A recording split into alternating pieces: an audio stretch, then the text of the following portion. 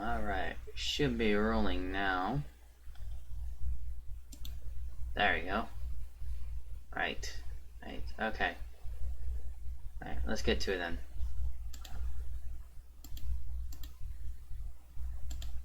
Libraries are the blood in our system. If we didn't have libraries, we'd have no blood.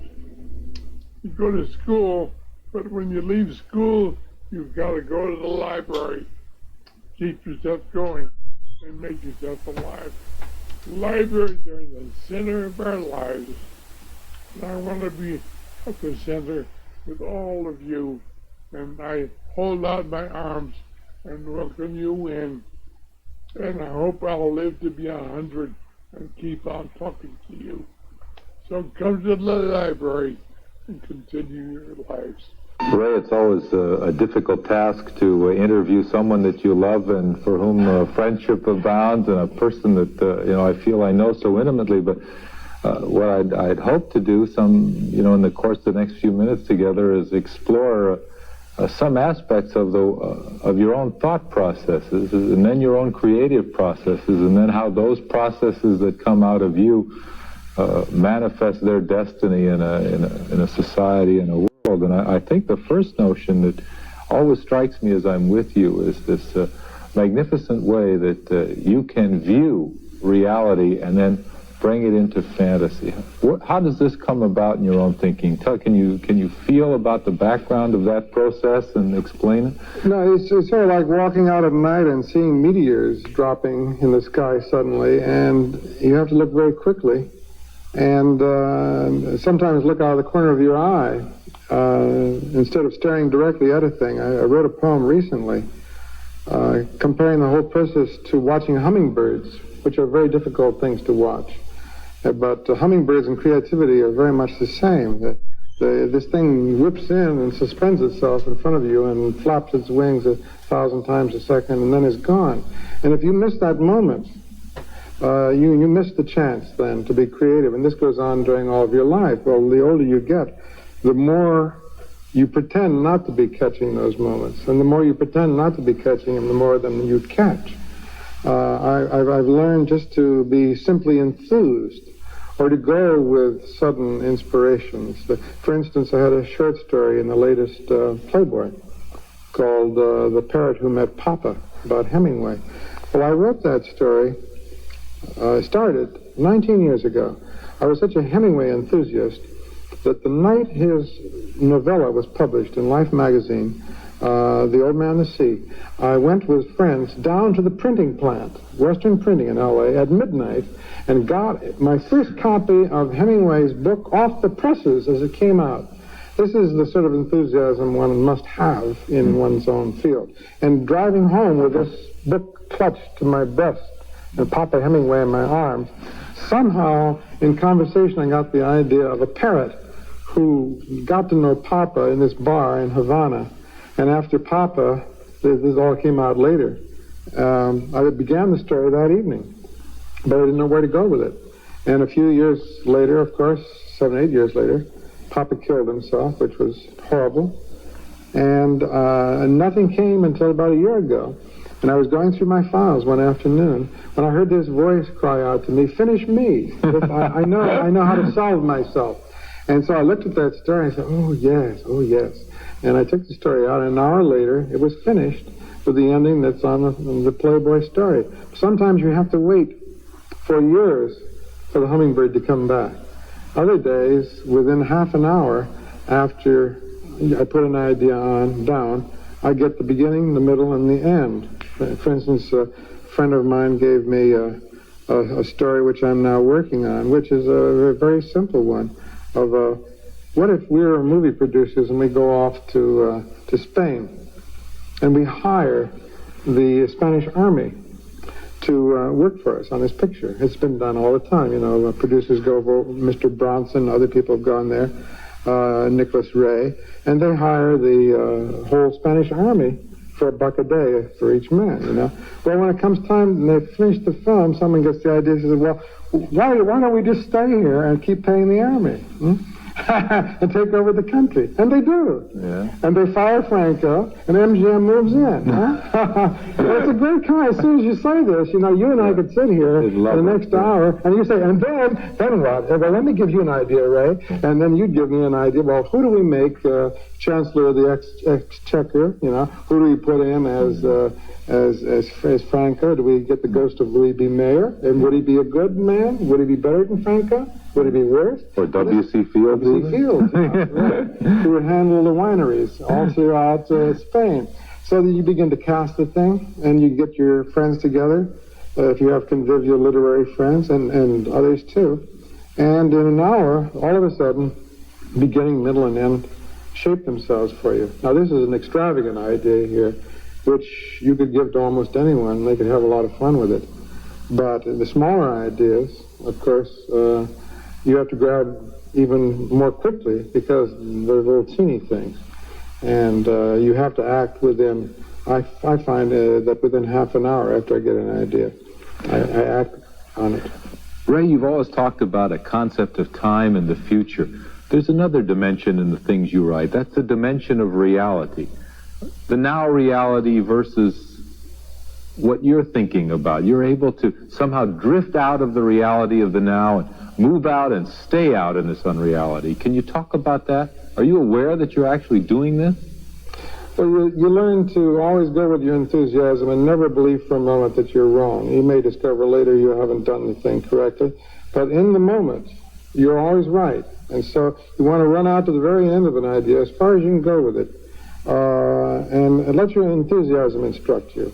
Now, I think one of the ways of staying open in all this is to fill yourself in as many directions, as many art forms as possible. The trouble with a lot of people, let's say in the field of biochemistry or in the field of being a lawyer or a doctor, that they get so stuck in those various fields that they forget that all these other fields surround them. So what I've tried to do in my lifetime is educate myself in as many of the arts as possible, so that when I get an idea and it is played back into my intuitive self or whatever you call it, it has a lot of facets to play off of. It has my complete knowledge of all the comic strips of the world. It can go into that mulch and pluck out vulgar things and refine them and use them, I hope, in a witty way.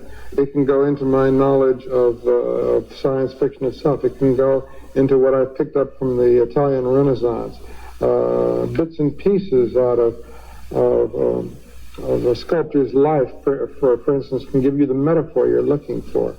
I find that I cannot express myself until I find the large metaphor that I can hold in my head and hold in my hand that explains the whole thing, that so simplifies it that if you had to tell it to someone the next day, you would be able to tell it.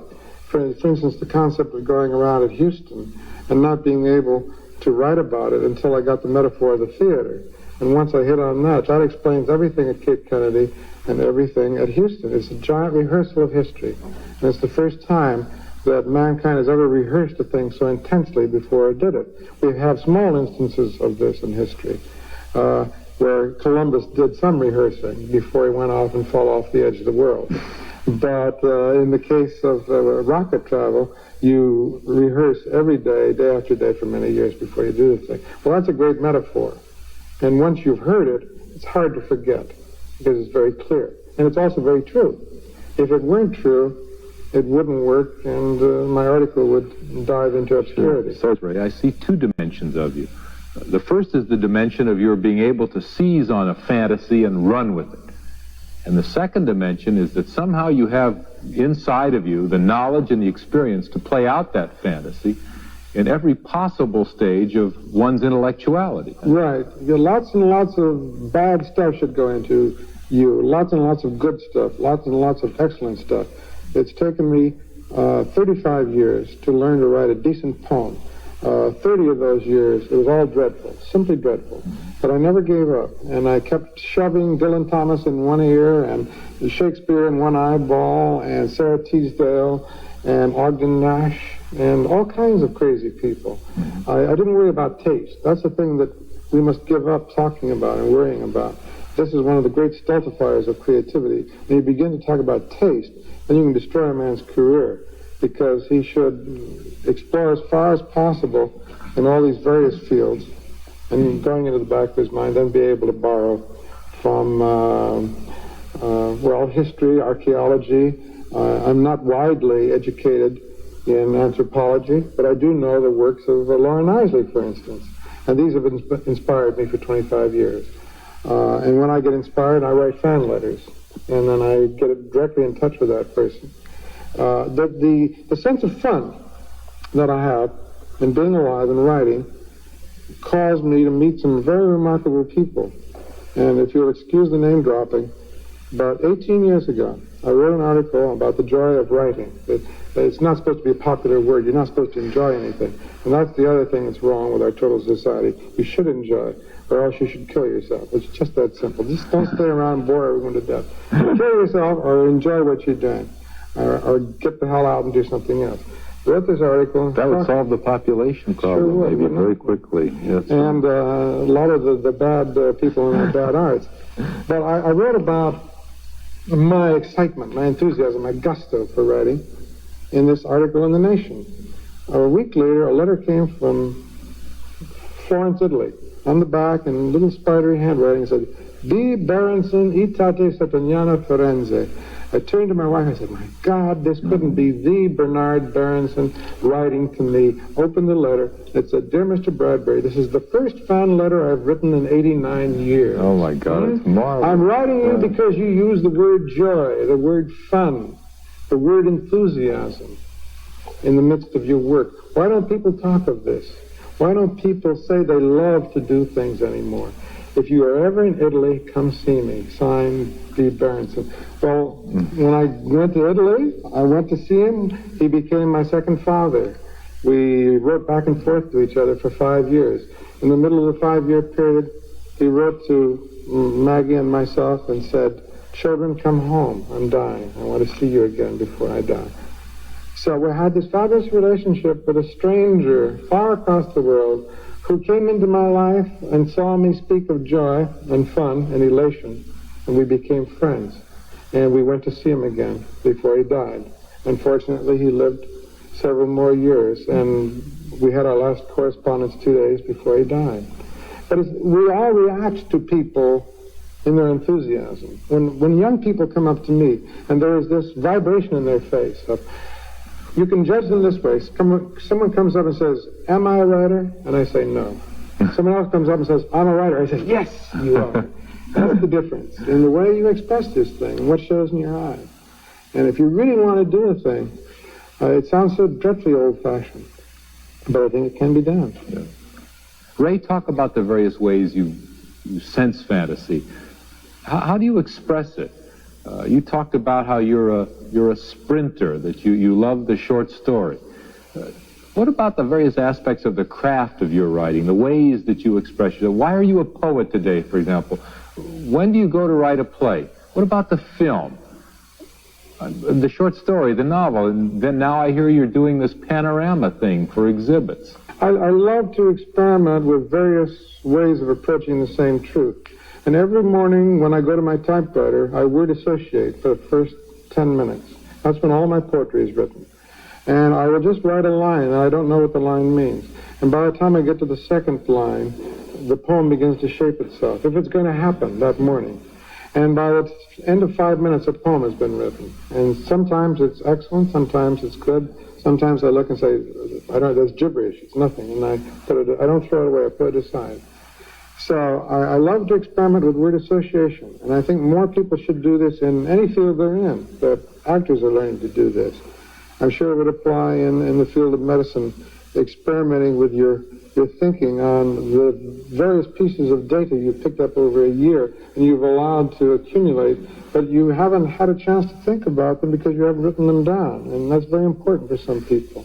I can't give answers. When I used to work at the studios, and on occasion a producer would say, "What do you think of this, Ray?" And I'd say, "I don't know." He says, "You don't know? You can't tell me what you think?" I said, "No, I have to write it so I can see it and see what I'm thinking. And I can't give it back to you. It has to go through my eyeballs and back out my fingertips." And so I love word association because all my most secret thoughts come to the surface. So I do word association with poetry. I do word association in the short story form. I start out with the simplest idea. For instance, the other day I was writing a story about a priest sitting in his confessional, waiting for someone to show up in a little drowsy church on a hot summer day. He smells chocolate through the confessional grill. And he waits and nothing happens on the other side. There's someone over there, and he realizes whoever is there is eating chocolate and not saying anything, you know. And finally, when the guy speaks, he says, you know, confess me, Father, I'm saying, well, what's the sin? This guy eats chocolate all the time and can't stop. You know? He's going to the priest, you know, and the priest, he's never had anything like this. And he said, well, you go to a psychiatrist. It's well, I'm going along with the story, you see. I don't know where in hell it's going. But all of a sudden, I've been a chocolate junkie for years myself. Chocoholic. Chocoholic, yeah. And the priest hasn't had anyone to really confess and save for a long while. And a real relationship grows up between this fat man in the booth next to him and the priest who needs to save someone, you know. And he finds out toward the end of the story, this guy isn't even from his own diocese and is Jewish on top of it. He shouldn't even be in the place, huh? But he needs help, and he won't go to a psychiatrist because he says they can't help him. And at the very end of the story, quite suddenly, the priest, you know, gets a little angry at him when he discovers he doesn't belong in the diocese. And he says, but Father, you've helped me, you know, you've helped me, I'm off it, you know, I've lost 40 pounds, you saved my life. And they both sit there and weep, and the father, because he hasn't helped anyone in years, and at long last. And at the end of the story, you see, this is all writing itself. The guy on the other end says, I'm leaving tomorrow for Europe, I'll be back in 10 years, but I'll bring you something blessed by the Pope when I come.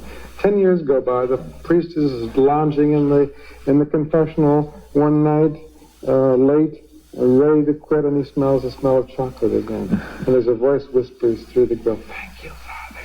Your gift is in the poor box. He gets out, the man is gone, whoever it was. And waiting in the poor box with a ribbon around is a large chocolate bar.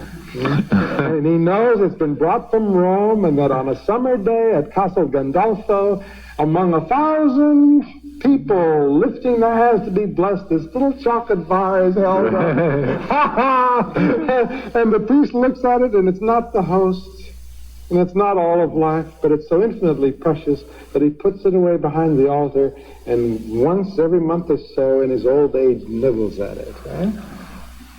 Where'd that all come from? Yeah. You just go with it. You know, you go. Those are where the great stories come from. And I think it's a beautiful story. I didn't write it.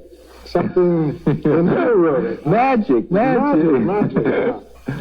So the word association, that kind of idea, anything that hits you, anything that makes you angry.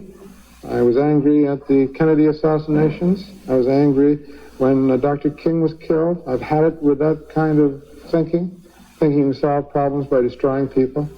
So I had to exercise and get that hairball out of myself. And when I saw the Lincoln robot laid out on the table at Disneyland, I looked and I said, my God, what if Booth ran in here and assassinated the Lincoln robot?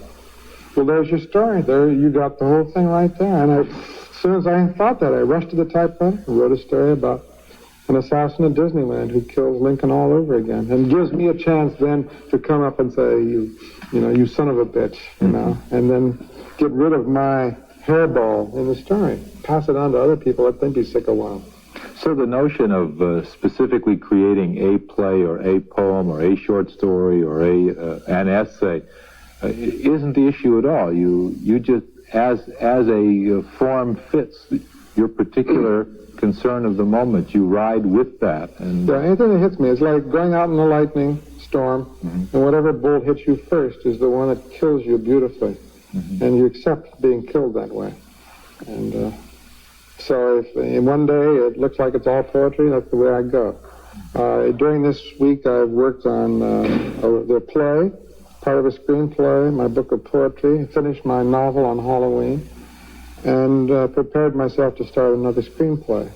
But I just shift gears every other day, and that way I haven't been bored in 20 years, nor have I suffered any severe depressions for roughly 22 years. I can't remember a day. In years, I've been depressed because I have enough brains immediately to go do something. I don't care what it is. Get on my bicycle, walk, whatever I need, I do.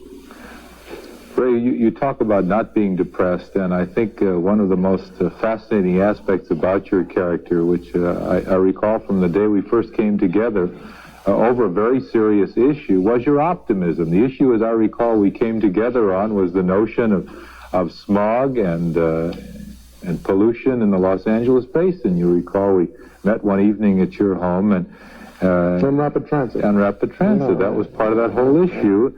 And the excitement to me was that at a time when everybody is saying gloom and doom, you're saying, let's get it on. There's so many beautiful things to do. And I see a tremendous optimism in the way that you approach these real issues of our time, fantasize on them, and then try to carry them through into the reality of the political arena, the social arena, etc. Can you explore your own approach about how, having once done this art form thing, you now see that transition into back into the real world, but bringing that fantasy to bear? Yeah, well, a change of society. Schweitzer, is always talking about example, and the more you live in the world, the more you find that by setting good examples, by being optimistic, you can get certain kinds of things done. Now, I went into Samuel Goldwyn Studios recently, and I told him I wanted a soundstage. It was kind of nervy of me. But I said, look, is your life very exciting right now? Are you bored at home? What do your children think of you? I said, wouldn't you like to go home tonight and tell your children that Ray Bradbury is going to come put on a play at your studio? And you're all going to be excited for a change? You're not going to make any money. We don't have any. But we're going to put on the best goddamn play we can put on. Now, this, to me, is positive action.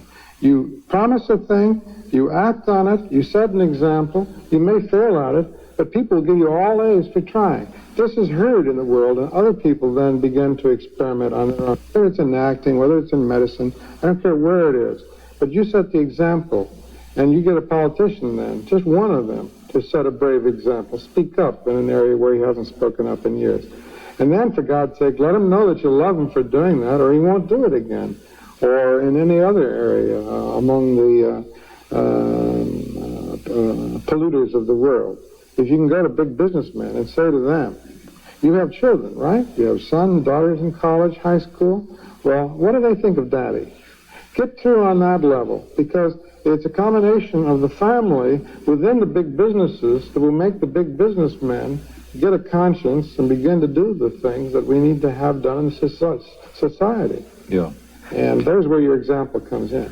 It appears now, Ray, that it's just not enough to pin a bumper sticker slogan on your sweatshirt.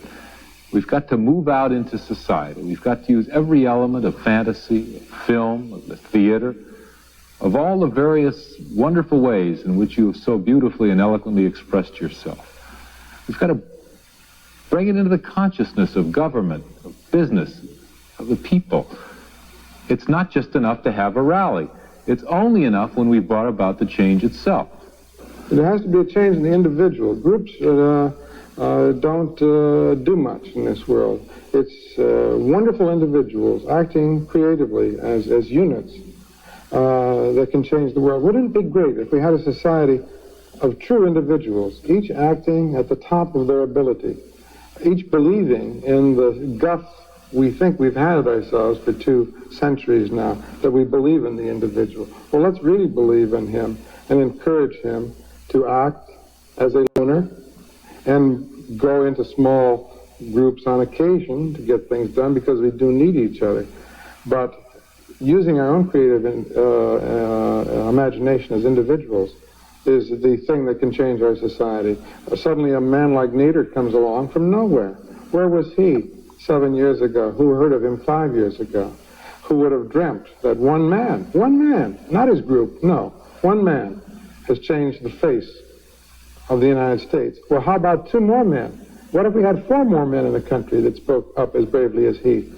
I, in my small way, like to look on myself as a shaker and mover on a local level. Try, anyway. Mm-hmm. When I got mad about the rapid transit situation, I formed a very small group and did a lot of screaming and yelling. At least got on some TV shows, went down to City Hall and called them idiots to their faces on occasion. So, but a lot of people don't do this, even. And it's long overdue. Ray, when I see you and am with you and talk with you, I think of Harold Urey, my marvelous colleague at the university. His relationship, his excitement, his involvement in this space age is something really quite exciting. I'm interested in his feeling and your feeling about travel to the moon and other planets. At a time when we feel our society is beset by real problems, the problems of pollution, of famine, of overpopulation, of arms control. We hear from elements in our society that say, let's abandon this frivolity of playing Buck Rogers in the space age. How do you feel about that? Oh, a bit hysterical at times. Yeah. But people are accustomed to my overreacting on some of these things. No, I think they're mistaking where we have to go. I think they're putting a false emphasis on these things. I think space travel is the most important activity for us in the next 10,000, the next 10 million years.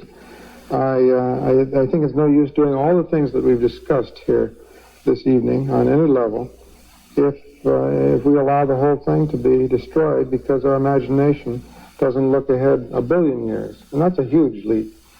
And I'm not a blind optimist about the world. I see very realistically we are in danger from the environment we live in, from ourselves, from all sorts of things within the universe, and that we must get off this world on a very practical level. I'm terrified of the future if we don't, and I believe the spaceship is the means whereby we take real responsibility toward this incredible gift of life that has been ours. I feel a religious responsibility toward the gift of life to see that it survives. And I think the space travel is the largest answer among all of the answers. You almost envision it in a reverse panspermism, or as part of almost a panspermism of maintaining the maintenance of life in the universe through right. The ability. As Kazantzakis puts it in the fabulous title of his most incredible book, The Saviors of God, God cries out to be saved. We must save him. We must save ourselves. We are it. He is us. It's all one.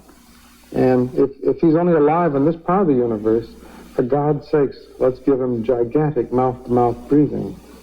Ray, where are you going to go from here? You're a futurologist, and in terms of your own creative moods and expressions, where do you think you will be developing in the next, say, 5 years of the future of yourself? Trying to find out what religious man is, why he has to relate himself to the universe the way that we do, and we think all these things have died out, and then they spring up again in crazy ways, in inspired ways.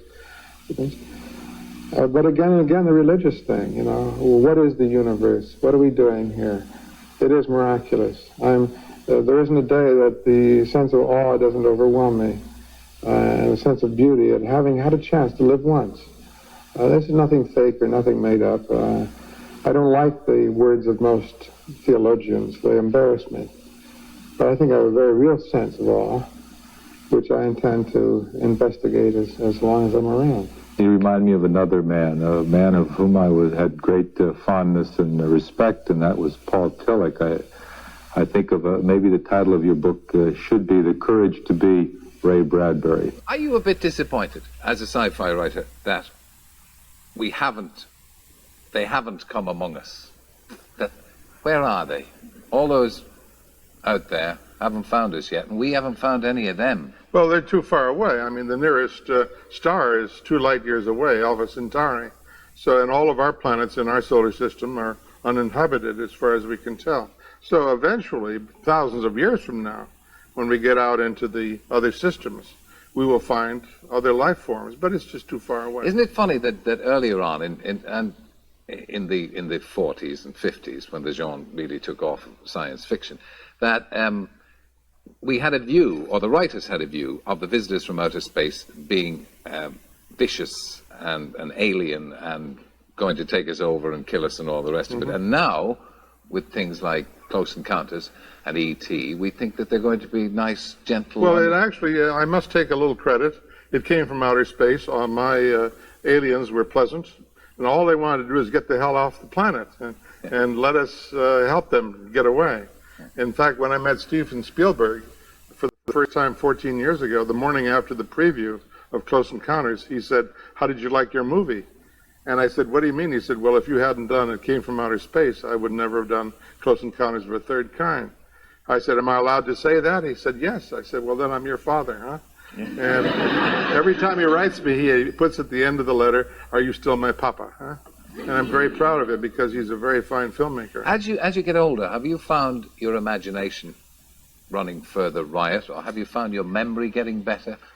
What have you found? Well, my latest book, Graveyard for Lunatics, is the result of my seeing a most unfortunate man on board a ship coming over here 5 years ago. And his face was totally destroyed, but he was moving around in the world, and he was loved by his wife and children. And his face haunted me, so I spent every night for 10 nights in Paris writing the start of a novel, 100 pages, about a man I didn't know. So I'm still letting my imagination run riot about strangers. Huh? Well, this book is partly, I think, autobiographical, because it's about a screenwriter who comes to Hollywood in the 50s. That's right. Well, I hung around the studios when I was 13 and 14. I had my first encounter with a movie star was in 1934 when I roller skated to Hollywood and saw W.C. Fields standing on the steps of Paramount Studios. I skated up to him. I said, "Mr. Fields, can I have your autograph?" He signed it, handed it back to me. He says, "There you are, you little son of a bitch." And I tried to live up to that.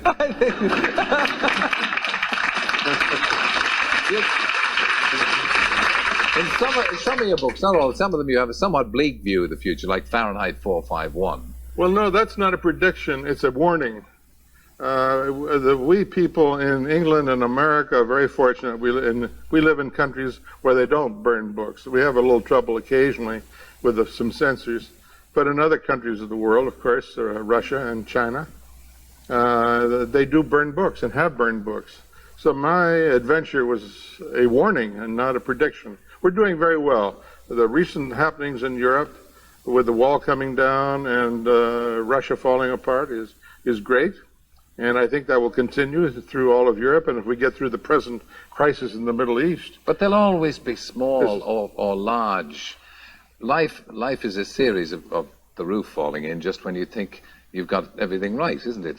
We're never going to have... Well, you have to hold firm in those moments. When people make trouble, you must remain calm and keep putting the books back on the shelves. The quicker they take them off, the faster you put them back on.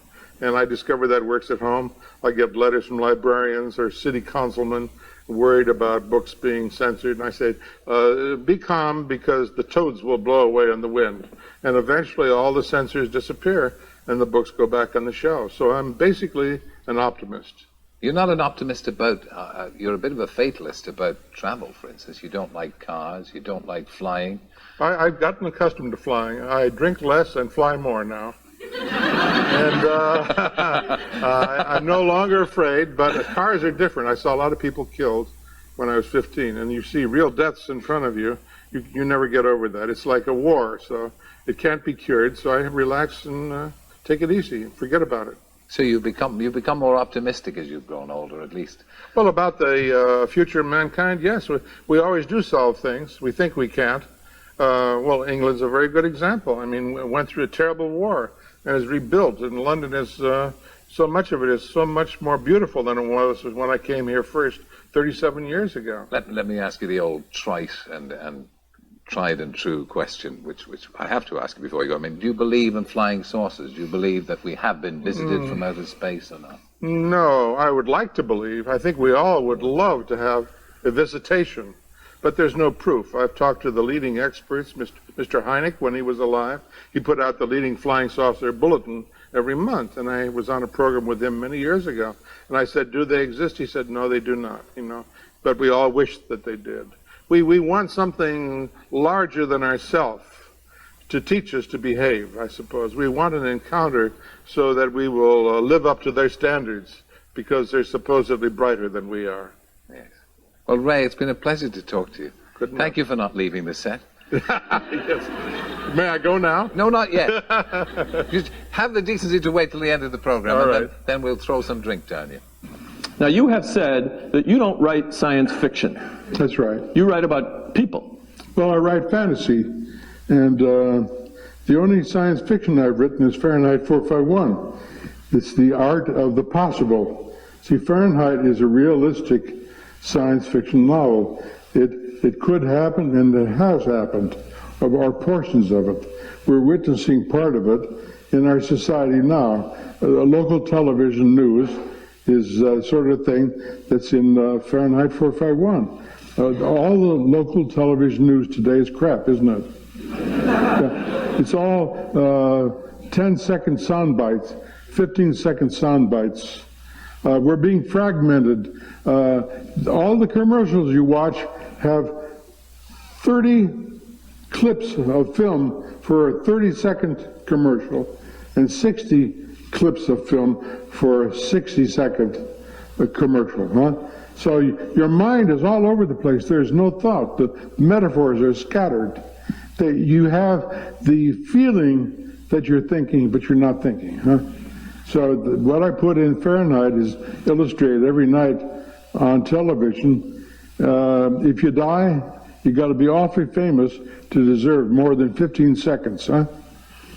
So there you go.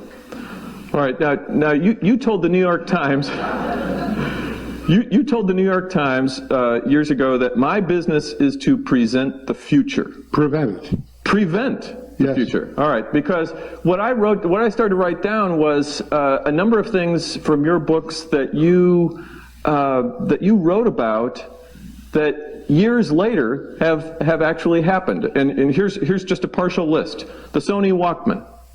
I read about that in something you wrote 40 years ago. That's in Fahrenheit, yeah. Exactly. Lawns that grow to only a certain height, and then they stop growing. I read about that in one of your books. Mechanical dogs. That was in Fahrenheit. Sure. Interactive television, virtual reality technology, space travel, even references to Who Wants to Be a Millionaire in some of your that's right. in some of your books. Yeah. And I'm saying you said that you write to prevent the future, Yeah. and yet some of the things you wrote about, at least on some of these items, have in fact come true. Well, people weren't listening, were they? and you can't go against hungers and needs, and we'll work our way through this. We're convinced we've got to watch TV, and what we got to watch is the better stations, the cable stations. CNN does good work, Fox Cable does good work. And of course, you can look at the old movies channels if you really want to get educated to the past of filmmaking. That's terrific. But local TV news is an abomination. They're only out to show you funerals, diseases, accidents, rapes, murders, all that good stuff. Huh? All that good stuff. They don't care about humanity, not for a moment. They're out for one more disaster. So that's what I put in the book. Yeah. Have you ever had the thought that you can actually see into the future? I mean, you've written so many things that have come to pass. No, if you pay attention to what's going on in front of you, it's very easy to predict what's going to happen, because human character doesn't change that much. Huh?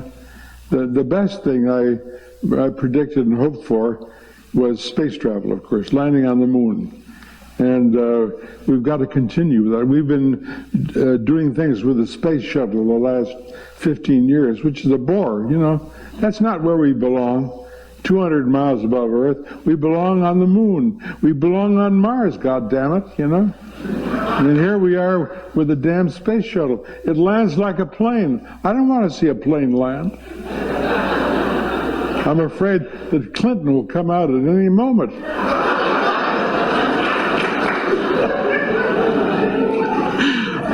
Okay. Now,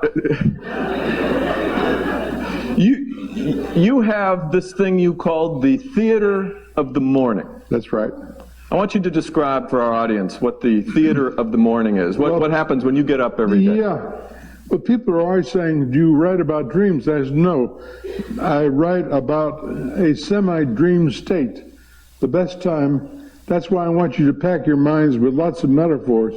Because when you wake in the early morning, you're not dreaming and you're not fully awake, and all the metaphors are turned loose in your head between your ears, huh? And you can lie in bed and watch them floating around in front of you. And then two of them collide and make a new metaphor. And you jump up and run to your typewriter and capture it before it goes.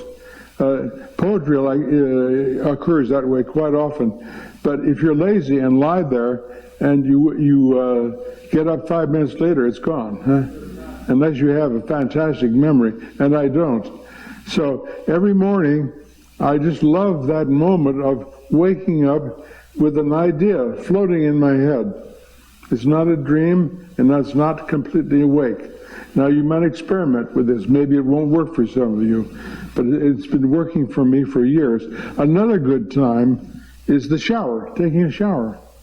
And the water hits you, and you have total relaxation, and your brain's loose inside your skull, huh?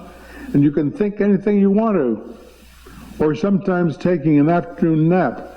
We're not completely asleep and not completely awake.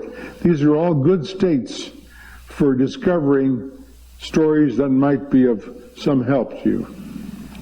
All right, now, when you have also said in the past that you wrote for 10 years, and then at some point you realized you'd been doing it all wrong, and then you wrote a story in 1 hour that made the hair on the back of your neck stand up, and then you realized you were doing it right. That's right. What happened?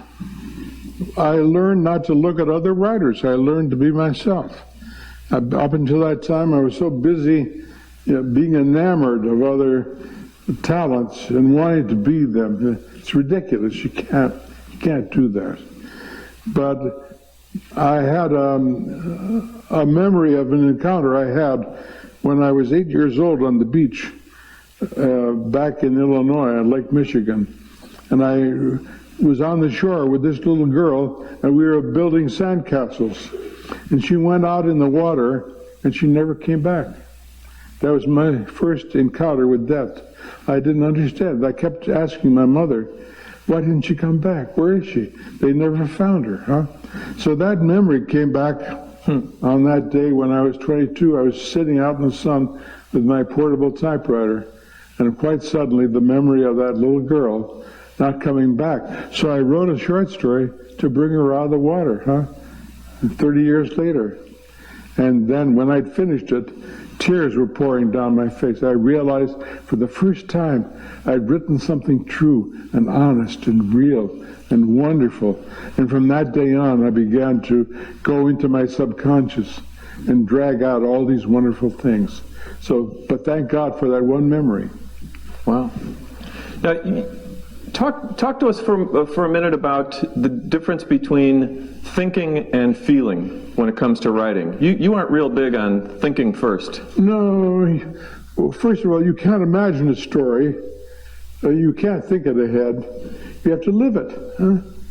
And these people that sell you on plotting, there are books I've seen, constructing the screenplay. Constructing the screenplay? What the hell is that? That's why so many screenplays are lousy, aren't they? You can just see people sitting at a meeting saying, well, we'll do this next, we'll do that next. Why don't we try this? Why don't we try that? That's all intellectual crap, huh? It's all masturbatory, huh? And everyone trying to one-up someone else. So you can't do that. Look on writing as a snowfield, and it's pure. And you have your characters that you believe in. Each of them has a destiny. You got to know what each of them wants madly, huh? And then you fire off a gun and send your characters running out on a field of snow, pursuing their dream, their desire, their want. And after they run, you look in the snow and you see their footprints. There's your structure, you see. But you can't imagine that. You got to run first, huh? It's like, writing is like any other love in your life. We're all terrified of one another at a certain age. I took girls out to movies when I could afford to. When I was 19, I just had enough money to buy malted milk and a movie, huh? And walk the girl home. And on the way home, you think, well, when we get to her front door and we're going to say goodnight, I grab her by the elbows and I give her a big smooch, huh? And you get to the front door and she opens the door and you look at her and you say, night. And you walk down the street saying, Jesus Christ, dummy, dummy, dummy. And then the next night the same goddamn thing happens, huh? It was years before. I was giving a lecture at the Unitarian Church 20 years ago, and I looked down the front row, and here's this girl I used to take to the movies. She's middle-aged now, okay? So she came up, and she said, Ray, she went to high school with me. She said, I heard you don't drive. I said, that's right. She said, do you need a lift home? I said, yes. She said, can I give you a lift? I said, sure. So she drove me home, and when we got in front of my house, I reached over, grabbed her by the elbows, and gave her a big smooch. Huh?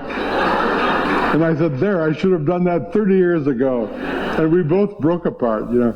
And we've been good friends since. I write to her, I invite her to my plays and stuff. But I'm sure glad I didn't marry her, you know. She had changed over the years, and so had I. And I've got a perfectly wonderful wife. But there's a good example of the fears that we're working with, you know, in our writing. And we don't know the fears that we have. So therefore, when I did the lake, that encouraged me to try other dreams of frustration and death and life and need, huh? And getting all these things out. But it took all those years from the age of 12 to 22. You write every day, don't you? You must write every day of your life. All right, give us the piano player analogy. Piano player who doesn't practice one day, yeah, he knows it. Well, if you don't write every day, you'll get sick. Writing is a process of cleansing yourself as well as all the other things. We don't know how it works, but it does work. I haven't gone mad yet, huh? I've never used a psychiatrist. I've never used a psychoanalyst. Good writing is automatically a cleansing of the soul. Now, I don't quite know how it works, but if you do honest work, passionate work, and deal with your real fears, I think you can have a pretty good life and not need help from outside. Maybe it doesn't work that way for everybody, but it sure as hell has worked for me.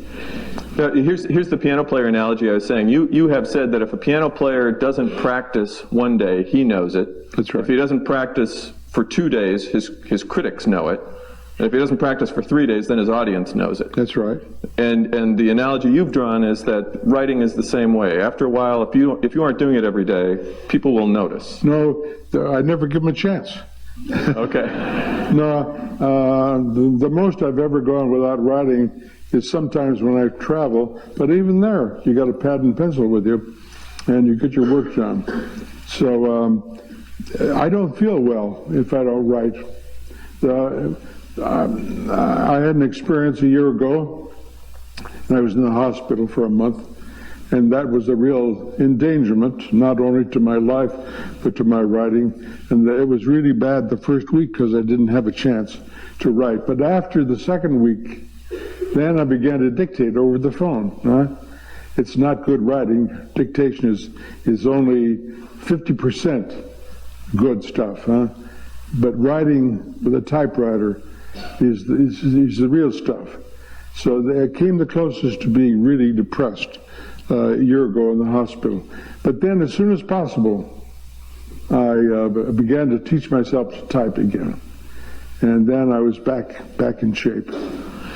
Now, in many of your books, there have been what at least I perceive to be a religious theme about there have been many biblical references. In fact, you rewrote the Last Supper scene in Graveyard for Lunatics, where you said actually it wasn't that Last Supper that, up there in the upper room. Yes. There was another place. But my question, and actually you've got a new book coming out for burned out preachers and rabbis and priests. Yeah. And I'm just wondering, are there some religious themes under there in your writings? Well, all of our writing is religious. I mean, if you care about living at all, isn't it? You don't have to make up a religion. You don't have to invoke the biblical things that you learned in Sunday school. You don't have to be technical about it. If you are celebratory, the Jews say to life, don't they? To life. That's a great proclamation. Huh? People have often said to me, do you believe in Darwin's theory? I said, yeah, I believe in that. Do you believe in Lamarck's theory of the movement of the generations of animals, wishing themselves to new forms, secret desires? Yes, I believe that. Do you believe in Genesis, the first book of the Bible? Yes, I believe that. They said, how can you believe all three? I said, because nothing is proven. Nothing is proven. So there's room for a religious delicatessen, huh?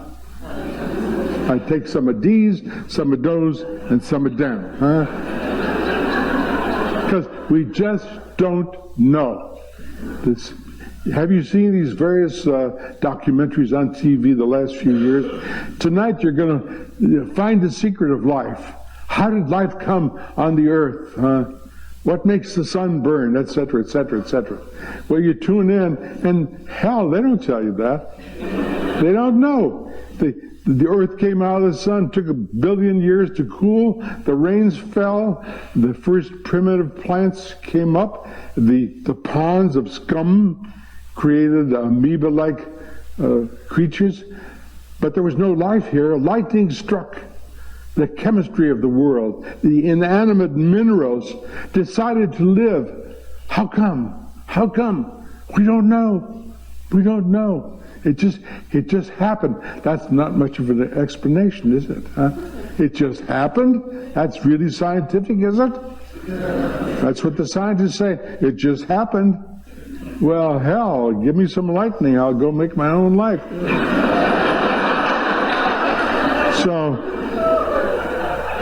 the thing is, there's room to believe it all, because you are the inhabitants of a miraculous world. Why have we been put here? The question is asked time and again. Shall I give you the answer? Have you been waiting for the answer? I've got it for you, okay? There's no use having a universe and billions of stars.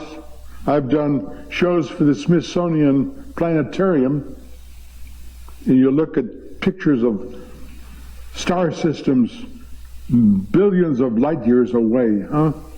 There's no end to the universe. It goes on forever. They talk about the Big Bang. I got into a lot of problems with the Smithsonian. I wrote a program for the Planetarium, and I wrote a 30-page program, and they sent back 28 pages of criticism. Just like most editors, huh? And I called them, I said, what's the problem? They said, well, you got stuff in here that's not very scientific. I said, what do you want to do? You want to go back to boring people? I've been in your planetarium, and 10 minutes into the program, everyone's snoring, huh? I said, shall I tell you what's wrong with your planetarium? You are teaching when you should be preaching. You cannot teach with the planetarium. You've got to preach. Let me raise my voice for you and stand back, and I'll wake people up and make them care about being alive in this universe. So I said, what's the one thing that makes you the most nervous about my script for the planetarium? They said, well, you got a thing there about the Big Bang Theory occurring 12 billion years ago. in this part of the universe. I said, when did it happen? They said, 14 billion years ago. I said, prove it.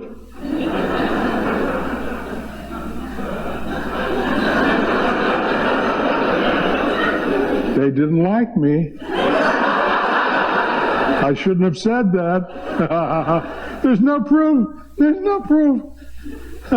So after a while, I called them on the phone. After 6 weeks of arguing back and forth, I said, how much do you owe me right now? They said, $16,000. I said, give me $7,000 and let me go. This is a bad marriage. We're never going to make it. You promised to take me into the woods, and you never have. Pay me the money and let me go. So I took my program and I came out and put it in the Air and Space Museum in Los Angeles, down to Exposition Park. Next time you're down there, go upstairs. It's a thing I've called Windows on the Universe, and I've done a 12-minute program explaining the history of astronomy in the world and our future in space 1,000,000 years from tonight, okay? So, my experience, the answer to the question I posed a few minutes ago, what are we doing here? There's no use having a universe, is there? There's no use having 1 billion stars. There's no use having a planet Earth if there isn't someone here to see it. You are the audience. You are here to witness and celebrate. To witness and celebrate. And you got a lot to see and a lot to celebrate. That's your business. You put it in your work. You put it in your stories. Otherwise, get the hell out and get out of our way and let us live, huh? If you're going to be a cynic, if you're going to be a pessimist, there's no hope for you. Huh? I can't help you. You got to help yourself. But we are here as an audience. God cries out to be saved. Whatever God is, we have various names. We make him much too anthropomorphic. That's not what it's all about. Creation, the universe, Jehovah, you name it, huh? It's all mysterious. But we are here to be the audience to the miraculous. Huh? We are privileged to, but you're going to be alive once. You're never coming back. Think of that. You've got one chance to pay back. You owe to the universe. The burden of proof is in your lap and in your writing, and you got to pay back. I demand it.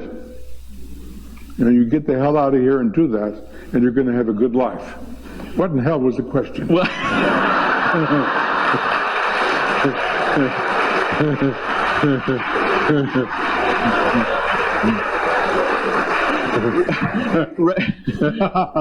I don't remember either.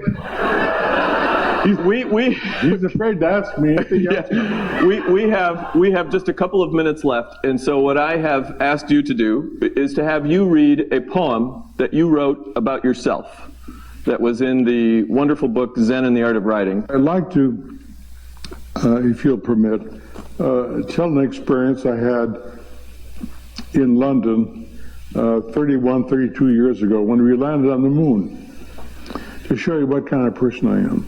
People are always saying, why do you like space travel? Well, you've heard part of my reasons, that we are destined to go out from the Earth, to land on the moon again, to go to Mars and to Alpha Centauri, to make life immortal for a few more thousand or maybe 1,000,000 years. Life is worth it. With all the bad things, I know all the bad things. I know the wars, the Holocaust, and the meannesses, the bad spirits, but then I know all the good things too. I know William Shakespeare, I know Emily Dickinson, I know Robert Frost, I know Rudyard Kipling, I know Dickens, I know Shaw. My God, we take them with us, huh? We take them with us. We have a chance to live forever, or almost, huh? Because we are the cognizant part of the universe. That's worth saving. We've got to believe that. We have to believe in ourselves. So David Frost invited me to come on his show the night we landed on the moon in July of 1969. I arrived at David Frost's studio in London at 8 o'clock. We landed on the moon at 8:30, and I prepared to go on to explain to people what the hell we were doing on the moon, because I wanted people to know what I believed. David Frost made a big introduction, and I thought, he's talking about American genius, it's got to be me, And he says, and here he is, Engelbert Humperdinck. Well, Engelbert Humperdinck came up and sang his stupid song. And then David Frost said, we have another American genius here tonight. And I thought, this time it's got to be me. And he says, Sammy Davis Jr. Well, I knew Sammy, a wonderful guy, wonderful talent, and I'd been with him the day before with my daughters. Had a terrific day. But this is not the night for Engelbert Humperdinck and Sammy Davis. I'm sorry. It's a night to discover what the hell we're doing with our spaceships. So I walked off the show.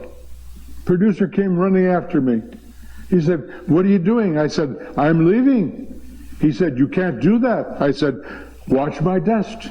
I said, take your hand off my elbow and get me the hell out of here. That stupid ass in there has ruined the greatest night in the history of the world. We've been part of the greatest night in history, and he screwed it up.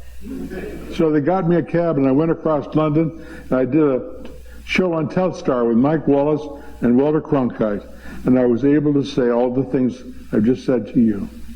I never saw the tape until last year. Cronkite showed it to me. And God, it's beautiful, because I said all the things I wanted to say. I stayed up all night. In the morning, Neil Armstrong got out of the spacecraft and walked on the moon at dawn. I was on 7 different shows all around the world all night. I cried all night. I was so happy. I walked back to the hotel in London at 9 in the morning, exhausted, but full of love and joy. And out in front of the hotel, there was a little tabloid newspaper, and the headline read, Neil Armstrong walks at 7 a.m., Bradbury walks at midnight. I was worried about people being turned into morons by TV. Oh, really? Okay. See, we've never had censorship in this country. We've never burned books. And, there are temporary lapses, like McCarthy wanted certain books taken off the shelves. What was a cautionary tale? Yeah, well, Eisenhower said put the books back, so it was a few days. I get letters from teachers all the time saying my books have been banned temporarily. I said, don't worry about it, put them back on the shelves. And they come in and find them on the shelves again, and you say, gee, how'd they get back on there, And you keep putting them back, and they keep taking them off, and you finally win, But be very quiet about it, and don't ask for my help, because if I come to your town to help you, I'm a big frog in a small puddle, and they're going to hate me, all of them, all the people. So you can't ask me to interfere. You do the job. You're the librarian. You're the teacher. Stand firm, and you'll win. And they always do. Yeah. So Fahrenheit's not about censorship. It's about the moronic influence of popular culture through local TV news and the proliferation of giant screens and the bombardment of factoids, all the popular programs on TV, the competition programs. They don't give you anything but factoids. They tell you when Napoleon was born, but not who he was. So it doesn't matter about the date. You should never memorize dates. To hell with that. So we've moved into this period of history that I described in Fahrenheit 50 years ago. Oh, this is great. I got out of acting when I was 21.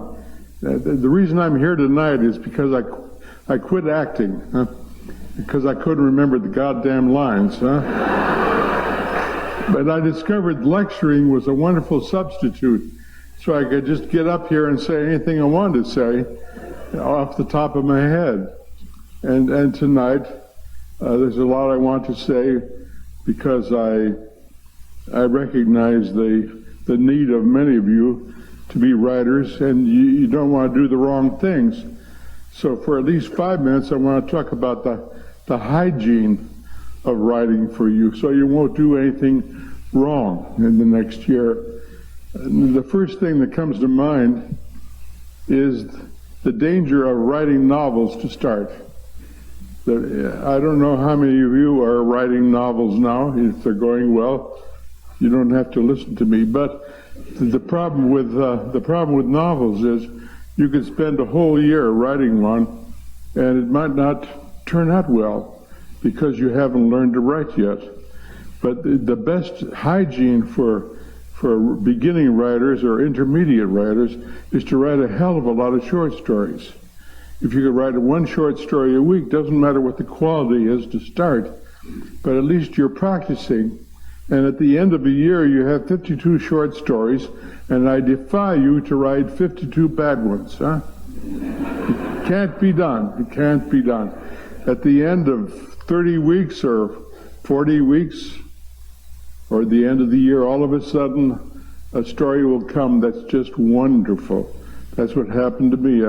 I started writing when I was 12, and I was 22 before I wrote my first decent short story. That's a hell of a lot of writing, millions of words, because I was doing everything wrong to start, of course. I was imitating.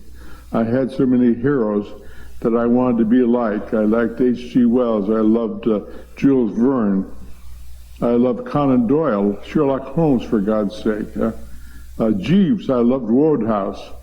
Well, you can't be any of those things, can you? You may love them, but you can't be those.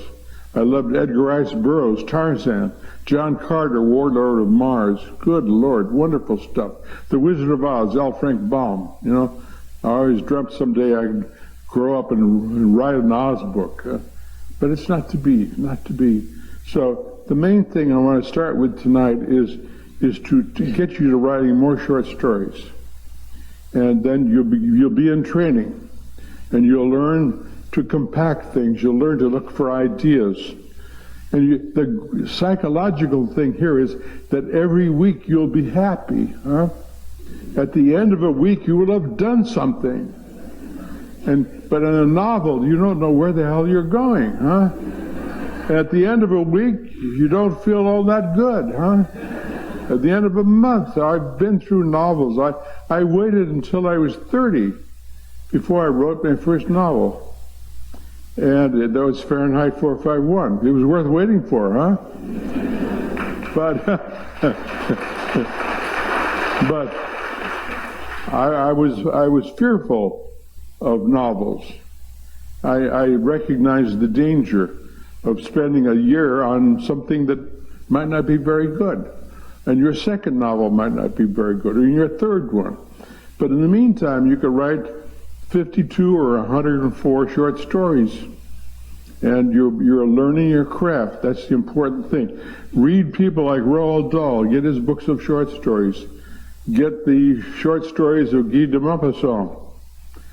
Get John Cheever, who's done some very good short stories over and above his novels. Richard Matheson in my own field.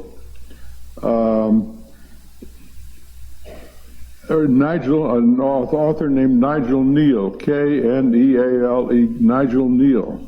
Read his short stories. John Collier, one of the greatest short story writers of this century, and you've never heard his name, huh? Try and look him up. He's out of print right now. I'm trying to get him back in print next year. John Collier, English writer. He wrote brilliant short stories, deeply affected me when I was 22 years old. The more quality short stories you read from the start of the century, Edith Wharton's short stories. You save her novels till later. There are many women writers who influenced me. Catherine Ann Porter, her novellas, all of the short stories of Wharton. The Curtain is Green by Eudora Welty, Wonderful short stories. The more of these you can take in, and stay away from most modern anthologies of short stories because they're slices of life, huh? They don't go anywhere. They don't have any metaphor. Have you looked at the New Yorker recently? Have you tried to read one of those stories? Didn't it put you to sleep immediately, huh?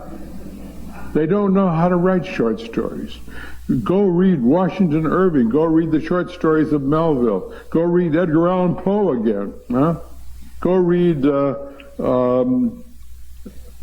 was trying to think of some of the other authors from the start of the century. Nathaniel Hawthorne, a writer of fantasy. In the science fiction field, many collections of short stories, because they all deal with metaphor.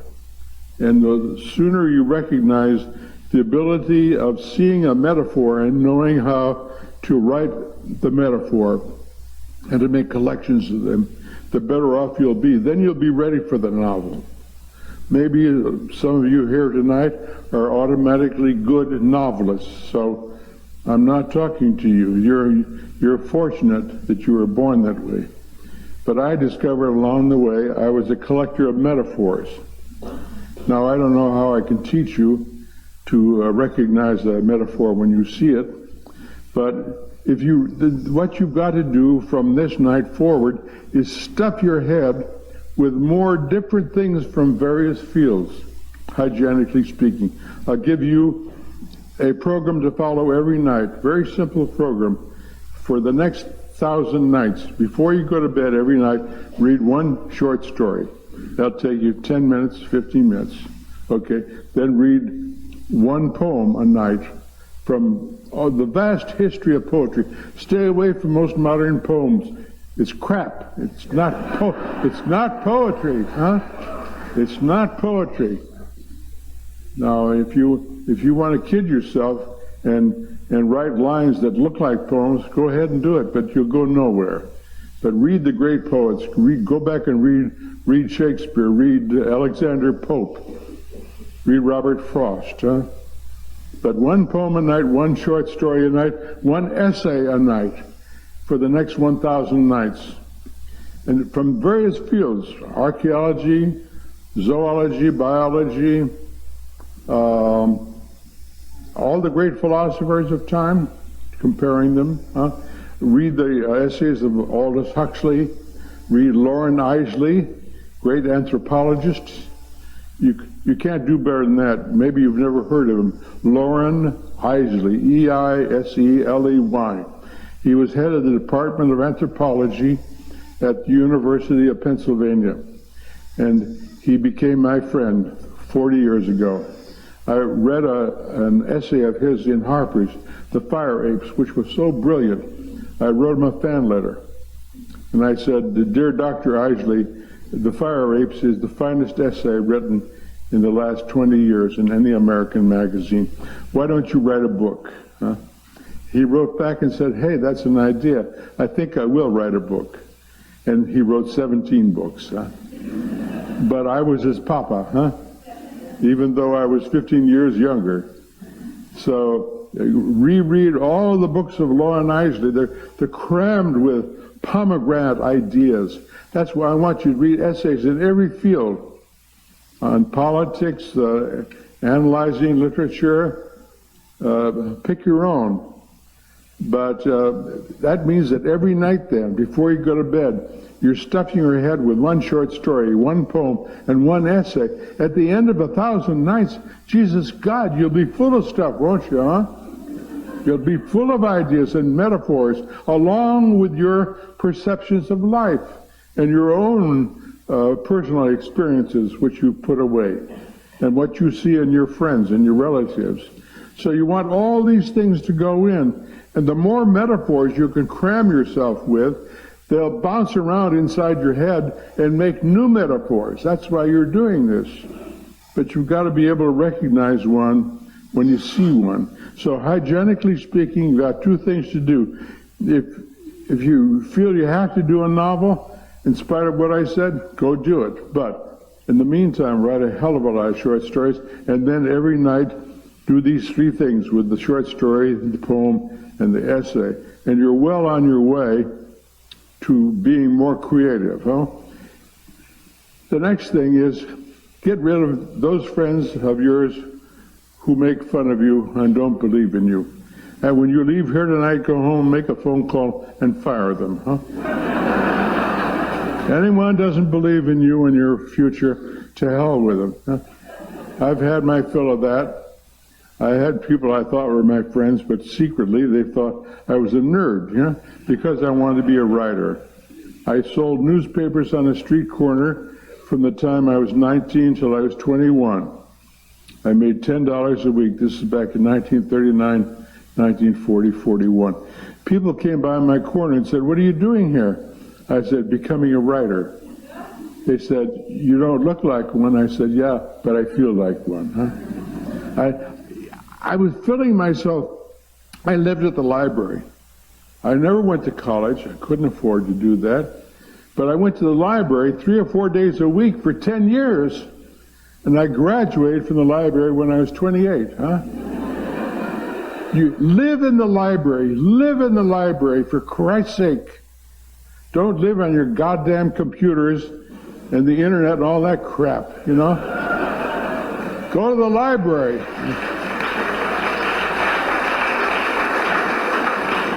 Don't let them flim-flam you into owning all these devices. They can be very valuable and very good for certain kinds of things. Certain kinds of businesses, great. But I lectured at the downtown library in L.A. 3 years ago, and I signed the guest book, but the name above mine had been signed the day before by Bill Gates, the great technological expert. And underneath Gates' name I wrote, "I don't do Windows."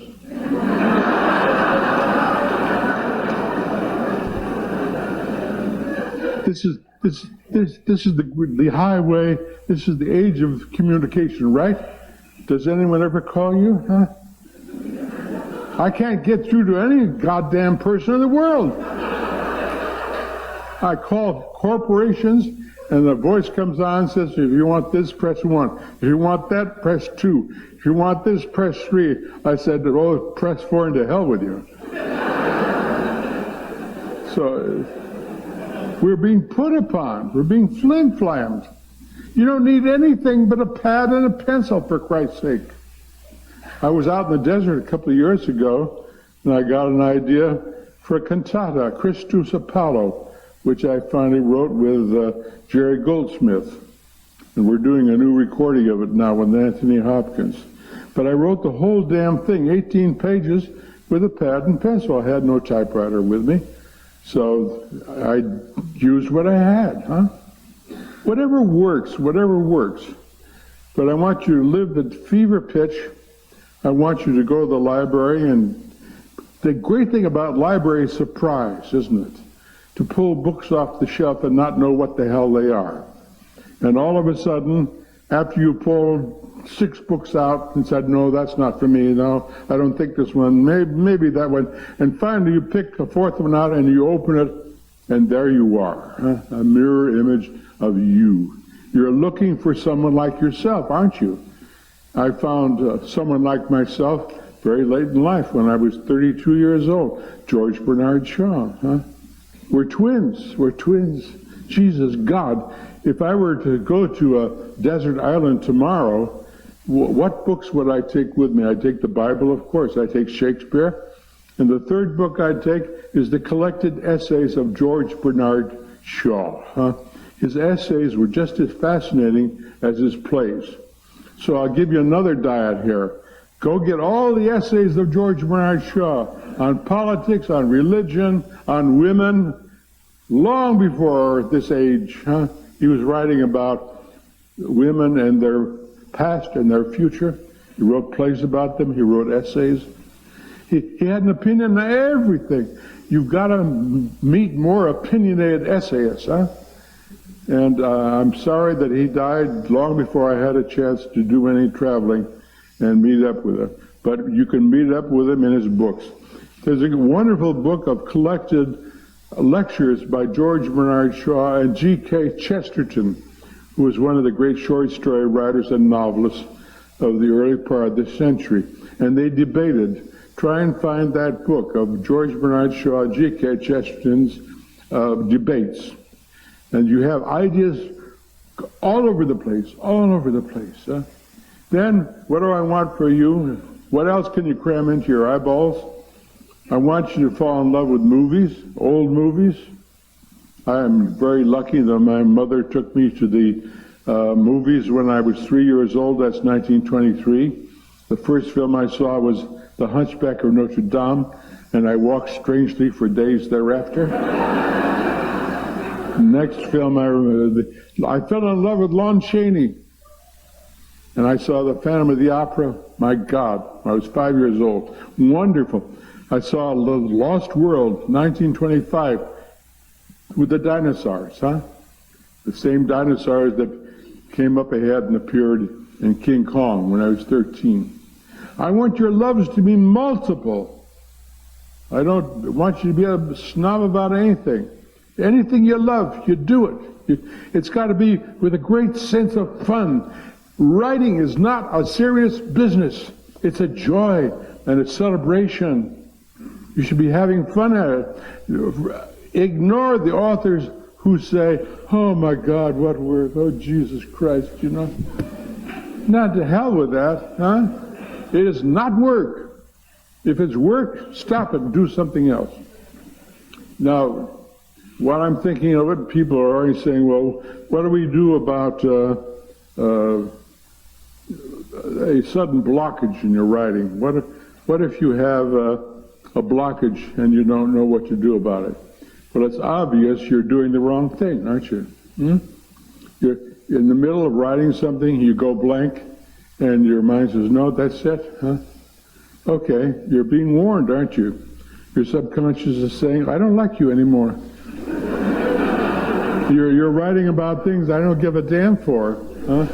You're being political, or you're being socially aware. You're writing things that will benefit the world. To hell with that. I don't write things to benefit the world. If it happens that they do, swell. I didn't set out to do that. I set out to have a hell of a lot of fun.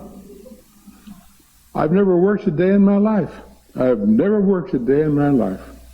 The joy of writing has propelled me from day to day and year to year. I want you to envy me my joy. Get out of here tonight and say, am I being joyful? And if you have a writer's block, you can cure it this evening by stopping whatever you're writing and doing something else. You picked the wrong subject.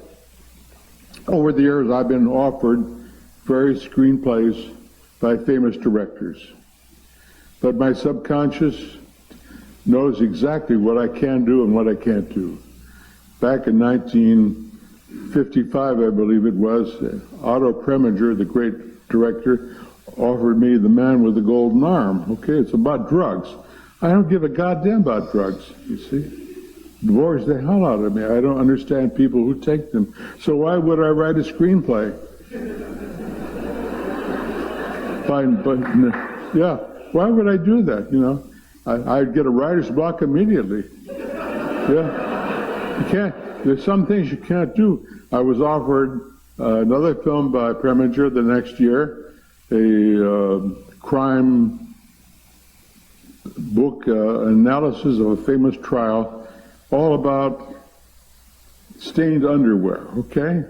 Did I grab you right there, Well, I turned that down. I turned down $200,000 worth of screenplays because I knew if I took the money, it would destroy me. I wouldn't do a good job. I'd get a bad reputation. And so what's the use of money? Now, another point here, hygienically speaking. If there are any of you here tonight or have gone into writing to make money, forget it. It doesn't work that way. My wife and I were 37 years old before we had enough money to buy a car. We had 4 kids by then. We needed a car. We got tired of hauling kids on and off the buses. Now, that's why I was on that street corner. And I started in the pulp magazines, and I worked my way up. My first sales were to Weird Tales and Super Science stories. I made $20 a story, $15 a story, $30 a story. All the stories in Dark Carnival, if any of you know the book or The October Country, I sold for $20 a piece or $30. Yet the damn book is still around, isn't it? Why? Because I was writing what I want to read. Huh? And I had a fight with the editors all the time. They said, well, we want traditional ghost stories.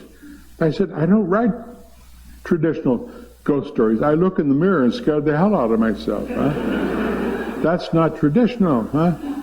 I went to my doctor's when I was 23 years old, had a sore throat, and I said, look in there and tell me what's wrong. He looked and he says, oh, a little pink, take some aspirin, go home. I said, yeah, but I'm feeling all these things here, tendons and muscles and what have you. And he said, oh, that's normal. You've got all sorts of things in your body you've never noticed. The medulla oblongata on the back of your skull, the crack on your head that hasn't quite filled in yet. And the floating ribs, huh? The action of the jaw itself, your kneecaps. Have you ever really looked at your toes? Do you really like your feet? Most people don't, So I went home feeling my bones, huh? And that afternoon I wrote a story called Skeleton. Story of a man who discovers that he has this horrible gothic thing inside of himself, a skeleton, huh? And I wrote the story of the competition between the intuitive self and the skeleton, the image of death. No one else has ever written that story, huh? There are no other stories like it in publishing history. So by being true to my own fear, I began to create stories that are in Dark Carnival now, October Country, and Something Wicked This Way Comes. All the carnivals when I was a kid, I went on my first ride on a carousel, scared the hell out of me. I was 5. I screamed and yelled trying to get my mother to take me off. She took me off. Huh? So you go back in time and you begin to collect up these fears. Hygienically speaking again, when you go home tonight, make a list of 10 things you love madly and write about them. Make a list of 10 things you hate and kill them. Huh? Go see a film like Point Blank with Lee Marvin. It's a delicious film. He gets to kill all the people that hurt him in his lifetime. And legitimately, huh? These people, they're all mafia and they owe him money. And you have the pleasure of watching him throw them off the top of a building, huh? And they go all the way down and squish. Beautiful. So make a list of the people you hate and the things you hate and write about them. Make a list of the things you fear and write your own personal nightmares. When I was a kid, I lived back in Waukegan, Illinois, and the bathroom was on the upstairs. And there was a single light halfway up the stairs. This light was not at the bottom. So if I had to go to the bathroom during the night, I had to run halfway up the stairs and turn on the light. But I always made the mistake of looking at the top of the stairs, and there was something there waiting for me, huh? So, peeing like crazy, I fell back down, huh? My father got tired of that, I said, well, for God's sake, can't you leave the light on? Is it that expensive? Well, it was. We were very poor. So they put a pot under my bed. That solved the problem for a while, huh? But I wrote a short story a couple of years ago. The thing at the top of the stairs. That's very real, huh? Very real. And then all the other accumulations of things that you're not sure actually happened to you, but intuitively you write about them. My book, Dandelion Wine. I went back to my hometown 20 years ago, and I visited my grandparents' house and the house next door where I was born. And I walked up on the lawn and I picked a dandelion. And the lady on the porch looked down at me, and she said, if I see a man picking a dandelion on my lawn, it's got to be Ray Bradbury. I said, yes, ma'am. She says, come in. So she took me in, and showed me around my grandparents' house where I hadn't been for 30 years, with the stained glass windows in the main area before going into the living room. Then I walked downtown, and I saw a barber shop that had been there since I was a kid, with the name of the barber, Lee Wineski, over the top, and he used to be my grandmother's boarder when I was a kid, and I used to love to sit at lunch and watch him eat. Some people eat so wonderfully, it's a delight to watch him, huh? And I knew that Lee Wineski was no longer alive, but someone had to be in that shop that might have known him. So I opened the door, I went in. The town barber, about 75 years old, was standing there. I was around 60. And when he saw me, he threw his comb and scissors on the floor. He says, "By God, I've been waiting for you to come through that door for 40 years. I said, "Who are you?" And he told me his name. He said, "I was your grandma's boarder when you were 3 years old. Sit in the chair, I'll give you a trim." So I sat in the chair, and he trimmed my hair. He says, "The one thing I remember about you and your grandpa and your brother is in the summer of 1923 when you were 3. Your grandfather handed you a gunny sack and a nickel. And he says, go over in the field across the street and pick all those dandelions and bring them back in the cellar and put them in the wine press and crush them down and make wine and put them up in clean ketchup bottles against the window there in the basement. Summer 1922, summer 1923, summer 1924. I said, "Oh my God, is it true then?" I wrote the book and I didn't know whether I had made dandelion wine when I was 3. And now you've given me back a gift of all those years. And I cried. So I went home and I wrote an article for Gourmet magazine about what I've just told you, This intuition, this powerful thing that seized me and caused me to write the short stories, and then finally the book. All of my books have been surprises. I've never known where the hell I'm going, That's the great fun. When I write my mysteries, I start out with some characters. I don't know where the hell I'm going, but they're fascinating. That's the reason we read mysteries, isn't it? We read for 2 reasons. We read to meet all these peculiar people, like in the Maltese Falcon, those weird criminals, the Fat Man, Gutman, and all the others. And then we read to be educated. Most mysteries are about something, about antique collecting, about being a true Pinkerton detective, about being maybe even a fantasy writer, something like. But you get an education in characters and a subject. You get that all the time in Sherlock Holmes. So we read because we're curious and we want to be educated to people and to things. So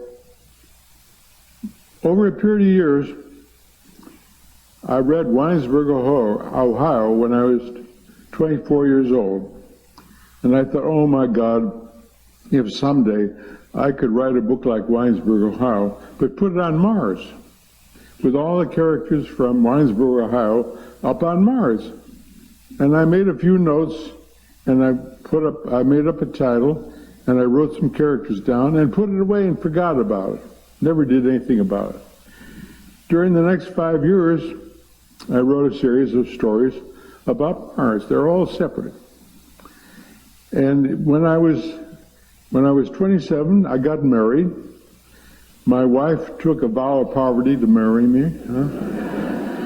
We had $8 in the bank the day we got married. I put $5 in an envelope and handed it to the minister. And he said, "What's this?" I said, "That's your fee for the ceremony today."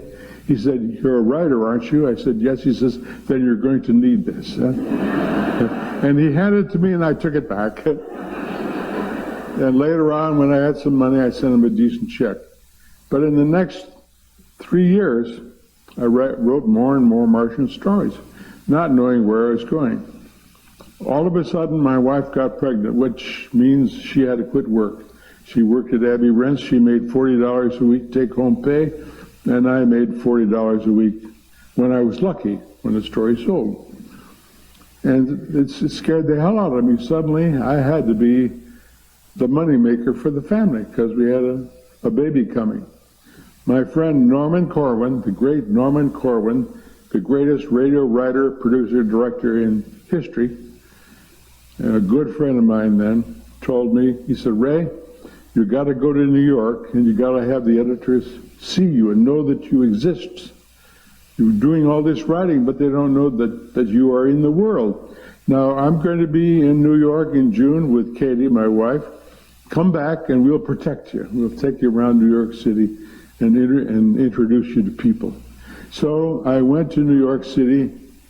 I was 29 years old. We had $40 in the bank. And I took a stack of short stories on the Greyhound bus. I couldn't afford to go any other way. Have you ever taken the Greyhound bus across to New York 4 days and 4 nights? No, don't do it. Especially 50 years ago when there was no air conditioning and no toilets, So they stopped the bus every 2 hours and you ran out into the gas station and went to the men's and women's and ran back before the damn bus left, I got in New York, stayed at the YMCA, $5 a week, That's how poor I was. And I met all the editors, and they all said, well, don't you have a novel? I said, no, I'm a sprinter. I write short stories. Well, we don't publish short stories. They don't sell. And I was ready to go home, defeated. And the last night there, I had dinner with Walter Bradbury, no relation, from Doubleday Publishers. And during the dinner, he said, Ray, what about all those Martian stories you've been writing? What if you tied them all together in a tapestry and called it the Martian Chronicles? Do you think you could do that? I said, oh my God, Winesburg, Ohio. Winesburg, Ohio. I did it, but didn't know I was doing it. He said, I tell you what, write an outline on the book tonight, bring it to the office tomorrow, and if I like it, I'll give you an advance of $750. I stayed up all night at the YMCA. I wrote the outline for the Martian Chronicles, took it to Bradbury the next day, gave it to him. He said, that's it, here's $750. Now he said, do you have any other material that we could kid people into thinking was a novel? I said, well, I've got a short story about a man who has tattoos all over his body, and late at night when he perspires, the tattoos come to life and tell their stories. He said, here's another $750. So in one day, I sold the Martian Chronicles and the Illustrated Man without knowing what I was doing. You see, surprise! You don't know what's in you until you test it, until you word associate. You've been writing self-consciously, intellectually for too long. The deep stuff, your true self, hasn't had a chance to come out. You've been so busy thinking commercially, what will sell, what will I do, instead of saying, who am I? How do I discover me? You word associate. Here's another thing you can do hygienically. Go to the typewriter and just type in the old thing comes into your head. Start out word association. And by God, maybe about the bottom of the page or the second page, all of a sudden, some characters will take over. And they'll begin to write. And this will be your true self, your true fear, your true hope, your true love. You'll be writing a passion. You'll be writing with excitement. You'll be finding out things about yourself that you didn't even know you knew. And all the things in your past that you haven't touched yet. You haven't even begun to touch them. I'm still touching mine, So I wrote those 2 books. And then Dandelion Wine happened the same way. I've always loved 4th of July. I've loved growing up in a small town where on summer nights all my relatives would gather on my grandparents' front porch. there were 3 families lived on the same block. My grandparents, my father, my mother, my brother, myself in the next house, and the 3rd house with my Uncle Bion and his wife and child. And I was so fortunate because he had all the Edgar Rice Burroughs books, all of Tarzan, all of John Carter, Warlord of Mars. So I went over to the lending library at his house, And my Aunt Neva lived upstairs, and she had all the Oz books. So I had a second lending library right there in the house, along with Alice in Wonderland and the other fairy tales, what have you. And then I had the main library downtown. So between the two, I had Brian the block with me and the library downtown. I was set, I was really set. So, but I loved the idea of all my relatives coming from the various houses on a summer night and sitting on the porch and talking and talking. And you, if you were smart, you listened, I loved to lie on the big xylophone of the porch, all the boards in the porch, and all the voices would come down through the rockers and go into the boards and sound the boards and then come into my ear when I'm lying there, And if the conversation lagged, I'd whisper, 1902, and my grandfather would tell us something about 1902, Or my father, 1910, And so I wrote an essay on this, about front porches and summer nights. And that was the beginning of something. And then I wrote, I was on a bus going somewhere 45 years ago, and a young boy jumped on the bus, ran down the aisle, slung himself into a seat across from me, and I said, oh God, if I had that energy, I could write a poem a day, a short stories a week, a novel a month, What's the secret of his energy? And I looked down at his feet, and he was wearing the most beautiful pair of nice new white tennis shoes. I said, yes, I remember what it was like when I was a kid. My father would take me downtown every spring, and we'd take my heavy winter shoes and take them off and throw them on the floor. They went right through into the basement. They were so heavy with winter, And then we put on a new pair of Lightfoot tennis sneakers, And when you put them on, you can rock in them, and all the energy of the world is in them, all the lightning, all the storms, all the Indians running on dust paths, all the energy of the world. And I got off the bus, went home, and wrote a story called Sound of Summer Running, So I was on my way to writing a book. I didn't know it. And I wrote other essays about my grandmother's cooking. I loved to be in the kitchen with her and watch her eviscerate the turkeys. I helped her singe the chickens. I loved the pantry, Don't you love real pantries? You go in and read the names of all the spices from all the countries of the world, all the wonderful colors and symbols from China and Taipan and Japan, So I wrote an essay on that. And then after about 3 or 4 years, I had 40 short stories. And all of a sudden I looked at this, I said, my God, it's a novel. It's a novel about celebrating life. It's a novel about all of life, Without knowing it, if you ask me the theme for the book, it's about all of life, of being born and growing up and loving the experience of a summer, and discovering you can die because you see other people die, and being afraid suddenly, and being seized with a panic of life, as well as a panic of death.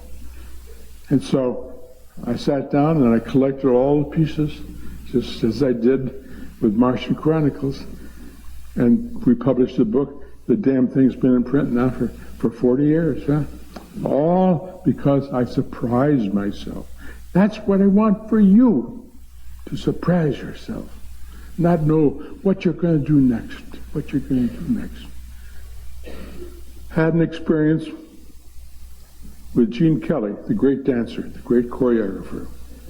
I knew him back almost 50 years ago. He invited me and my wife to see a showing of his film, Invitation to the Dance. The year before, he had made the greatest musical ever made, Singing in the Rain, which is a science fiction musical. Most people never thought. It's about the invention of sound. So you invent sound, and it unemploys thousands of people. Then you have to have other people come in with new occupation. So it's a science fiction musical all about this technical thing that happened in Hollywood in 1927, 28. So Gene and I became good friends, and after the preview of his new film, Invitation to the Dance, which was all dance, there was no plot, 3 or 4 different numbers, ballet, tap dance, an animated cartoon with Tom and Jerry. And I walked home with my wife. We didn't have a car at that time. We lived about 2 miles from MGM. We walked home, and on the way I said, oh God, I'd give my right arm to do something with Gene Kelly. She says, for God's sake, go to your file, find something, and write it up for him. There must be something there. I looked in my file, and I found a story called The Black Ferris. I said, this looks good. So I spent a month writing a treatment and a partial screenplay, 75 pages, called Dark Carnival. And I took it to Gene Kelly, and he says, this is it. This is my next film. I want to direct this. Will you let me take it to Paris and to London next week and see if I can get financing for this? I said, take it, it's yours. He came back in a month. He says, oh, I'm so sorry I couldn't get any money. I'm very sorry. I said, Gene, don't tell me you're sorry. I'm so honored that you wanted to do this. So since I had nothing else to do, I had a screenplay on my hand. I sat down and wrote a novel based on it called Something Wicked This Way Comes. Huh? Again, surprise, surprise. And the intuitive thing, the remarkable thing about life quite often is meeting people you feel you were destined to meet. I don't know what this means. I don't quite understand what the hell I'm talking about here. But I was walking through Beverly Hills one night in 1951, and I looked in an art store window, and there was a small lithograph of a Gothic Victorian building. Beautiful sort of thing I used to see around my hometown when I was a kid. And I looked at it and I said, oh God, I'd love to own that, but I don't think we can afford it. My income at that time was about $100 a week. But I went to the art store the next day and I said, how much is that lithograph in the window? They said, $75. Well, I couldn't afford that. I said, can I buy it on time? Yes, I could. I'll give you $25 and I'll give you the rest in the next 2 months. They said, well, hell, if you like this, come in the next room. We've got a large oil painting of this same building, huh?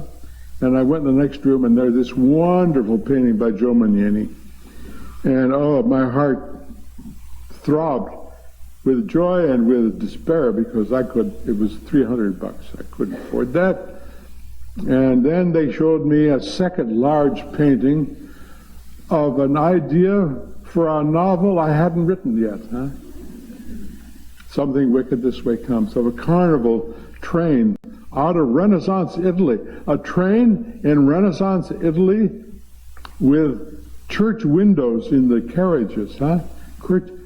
Church windows, and very unusual, and all sorts of strange celebrants on the train, and a Civil War engine puffing steam and fire, huh? And I looked at this, I said, my God, I've got notes on this painting in my files.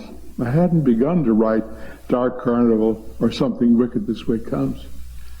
And again, my heart sank, and I said, how much is this one? $500. Oh, Jesus Christ.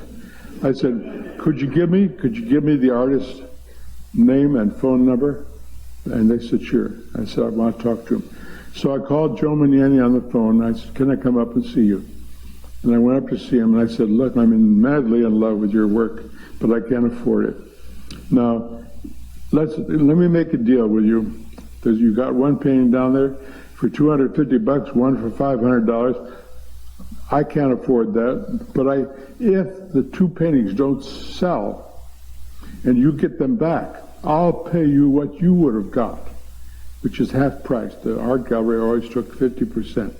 I can afford $150 or $125, and I can afford $250 on time. I'll pay you over a period of 6 or 8 months, but I've got to have those paintings. He says, okay, if they don't sell, I'll call you. A month later, he called. He said, come get the paintings. They didn't sell. I found out later that he had pulled the paintings out of the show in order to give them to me. Now, but he was painting my mind. He was painting my mind. Something wicked. We're like this. So he became my illustrator for 20 different books. We worked together until 5 years ago when he died. Fabulous child. Wonderful. But I was destined to meet him, wasn't I? I don't understand these things. But if ever an artist illustrated a writer, Joe Maniani did. So again, surprise, surprise, surprise. I'm finishing a murder mystery right now. I started 3 years ago. Didn't know where the hell I was going. I finally found out where I was going about 6 months ago. And I said, oh, that's what this is all about. And the title of the book is Let's All Kill Constance, the lead character in my first 2 murder mysteries. I was on the boat, I was on the ship going to Europe 12 years ago on the Elizabeth II. Pulling out of New York Harbor, I was going down to my cabin. A man passed me with the most incredibly destroyed face I'd ever seen. It looked as if someone had shoved him in a furnace and burnt his face, and it all melted and it was completely destroyed. When he was gone, 2 seconds, I burst into tears. I didn't know the man, but I thought, oh Christ, how can you live with a face like that? A terrible, terrible thing. That night at supper, he was seated at a table 30 feet away from me with his wife and his daughter, and they were laughing and drinking champagne, and his face didn't exist for them. The power of love, the power of love. Again, I was destroyed. I cried again. And I got to Paris, and I couldn't forget him. Couldn't forget him. And I had a portable typewriter with me, battery operated, and I'm a touch typist. My wife would go to bed, go to sleep at 12. My typewriter was completely silent. I sat in a dark room for 10 nights, not seeing what I wrote, and I typed the first 10 chapters of A Graveyard for Lunatics, my second murder mystery. All because of that man with the destroyed face. He was Lon Chaney. He was the Hunchback. He was the Phantom. He was the character in all these wonderful movies I saw when I was a kid. So this book, if you have a chance to get it, Graveyard for Lunatics, is all about the Phantom of the Opera, all about the Hunchback, all about this man with the destroyed face, all about the studios, all about Ray Harryhausen, my great friend who created dinosaurs and animated them. I met him when I was 18. We had nowhere to go except to life, Nowhere to go except to life. And our love of prehistoric monsters. And we made a friendship, a loving friendship, which has lasted to this year. We promised to grow old together, but never to grow up. And always to love dinosaurs madly, no matter what anyone said, to love dinosaurs and King Kong and Fay Ray, And my first film was The Beast from 20,000 Fathoms, which Ray Harryhausen animated. Not a good film at all, but it was a beginning. It was a beginning. One of the great moments in our life was they had a re-premiere of King Kong at Grauman's Chinese 15 years ago, and they had a giant recreation of Kong in the outer lobby there, and they had Ray Harryhausen and me drive up in a car with all the flashing premiere lights. We got out and walked up into the forecourt and climbed up into the arms of King Kong, at which moment Fay Ray burst out of the crowd, ran up, and kissed us both in the arms of Kong. You can't beat that, You can't buy that. You can't buy that. Huh? What you're all looking for, but maybe you don't know it. What you're looking for in your writing and your life is for one person to come up to you and say, I love you because of what you do. I love you for what you do. I had my first experience like that when Martian Chronicles was published in the spring of 1950. I didn't know what I had done. The book sold just 5,000 copies, that's all. But I took the train to New York for the publication of the book. I arrived in Chicago. I had 2 hours between trains. I walked over to the Art Institute to meet with a friend for lunch. I got there. I looked up at the top of the stairs. There were a bunch of tourists up there who were gathered for a tour, I guess. But all of a sudden, they turned and walked down the stairs to me. And all 20 of these tourists were holding a copy of the Martian Chronicles. Huh? Can you imagine? Can you imagine? They were my lovers. They were my lovers. I'd never seen them before. And they handed their books over to be signed. And I knew what writing was all about. Huh? Not the money, not the money, but someone paying attention and say, hey, you're okay. You're not nuts the way people said. We love you. We love you. But I've had a great life. I've done things that I wanted to do. I had a lot of fun. I wanted to use a good example to you. When I was 8 years old, I went down to the beach in Illinois and I swam in the water. And I came out and I built a sandcastle on the shore. And a pretty little girl came and worked with me, and we built a sandcastle together. And she went in the water, and she never came out. It was my first experience with death. And I couldn't understand someone going in the lake and never coming out. So I dreamt about that for 15 years. And when I was 24 years old, I wanted to write stories for Weird Tales, and people told me not to do it. But I said Edgar Allan Poe told me to do it. And I loved Edgar Allan Poe and his Cousin of Amontillado and the Telltale Heart, all those wonderful stories. So when I was 24 years old, I remember that little girl going into the lake and not coming out again. So I wrote that as a short story in 1964. I sent it to Weird Tales, and they bought it for $15. Can you believe all that money? But it changed my life. Changed my life in 2 ways. Because there I was in Weird Tales, and I brought the little girl out of the water, and we built sandcastles together. And that story was published, and it appeared in an anthology, which was published in 1964. And I went in a bookstore downtown LA. I was looking for the anthology that had that short story, The Lake. And a young girl waited on me, and I said, do you have a copy of the anthology with my story in it? And she brought it to me. And the next day when I came in, she had got that anthology, and she read the story, and she came up to me, and she said, you're quite right, aren't you? I said, well, I hope I am. But she loved that story. And she thought it was quite extraordinary. So I took her out to lunch one day, I took her out for drinks another day, took her out for dinner another day, and she became my fiance and my wife. And that story changed my life. You see?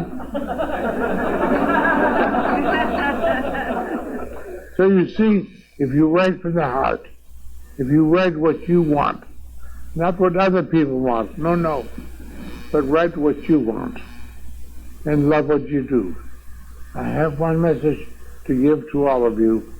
I don't know how many of you here today want to be writers or what else you're doing with your life. Maybe you're artists. Maybe you're actors. If you want to act, act. If you want to paint, paint. But don't listen to anyone else. When you get here today, go home and make a list of the people who don't believe in you and call them up and fire them.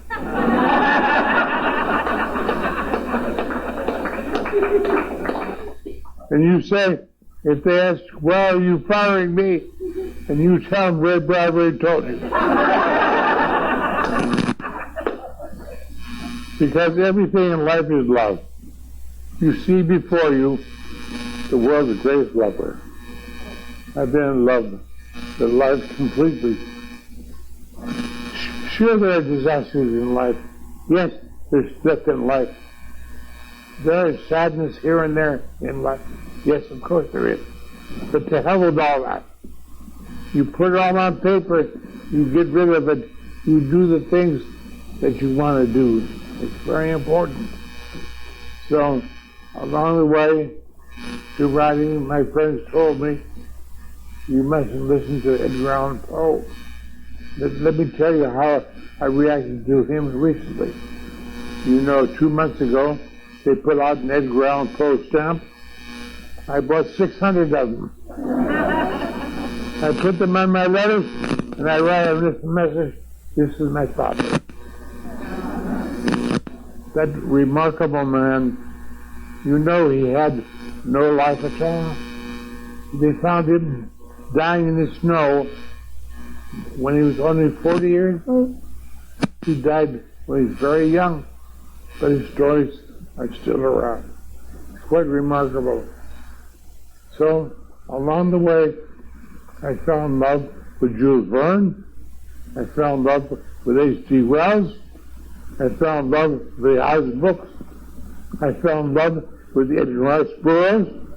I read the Tarzan books when I was 11 and 12 years old. And when I was 12 years old, I began to write because I was in love with the Martian stories that Edgar Rice Burroughs wrote. Trivia Made of Mars, John Carter, Warlord of Mars, The Fighting Man of Mars. So the first story I wrote was a sequel to a book by Edgar Rice Burroughs. I learned what John Carter, Warlord of Mars, told me to do. John Carter of Mars said, go out on the lawns of summer, raise your arms to Mars and say, Mars, take me home. And I went out on the lawns of summer one night when I was 12. I said to Mars, take me home. And Mars took me home. I never came back. So you're reading the Martian Chronicles because Edgar Rice Burroughs was my influence. His Tarzan books, his Martian books were part of my life. So you see before you someone who wanted to do just what he wanted to do, and I did it. And the stories were published, bit by bit and very slowly. And the novels came about on their own terms. When I was 19 years old, I fell in love with radio programs. I fell in love with a writer named Norman Corwin. Most of you here today don't know that name, but a lot of you older people remember Norman Corwin, who was a great radio writer at that time. And when I was 26 years old, I published my first book of short stories. And I sent a copy to Norman Corwin. I said, Mr. Corwin, if you love these stories half as much as I love your radio programs, call me, I want to buy you drinks.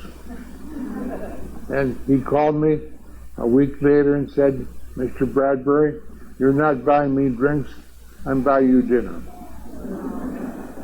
So I had dinner with Norman Corwin, and I told him one of the Martian stories I was writing, called Illa, about a Martian woman.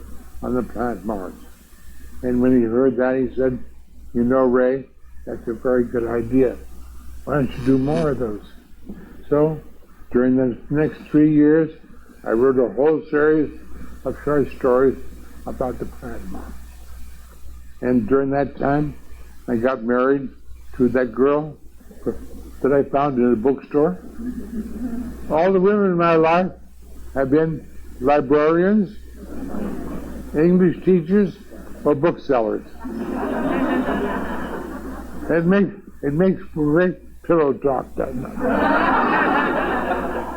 So I was married about a year, and my wife worked in Abbey Rent's company and made money to support me while I was writing, because my income was only about $30 a week.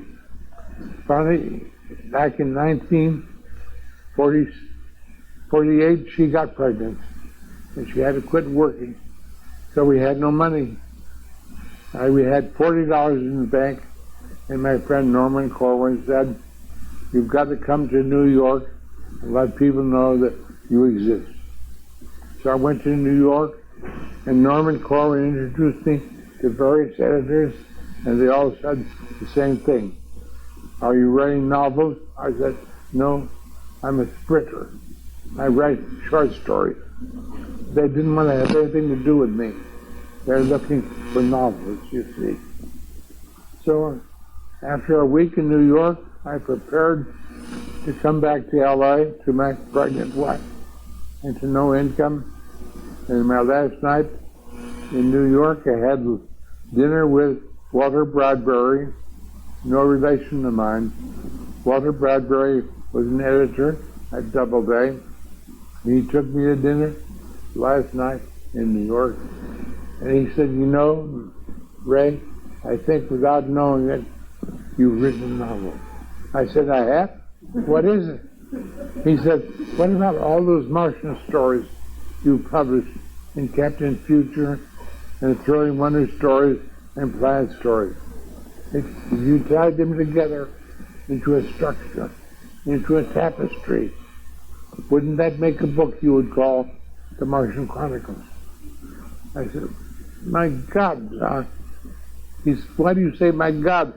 I said, because when I was 24 years old, I read a book called Winesburg, Ohio, by Sherwood Anderson.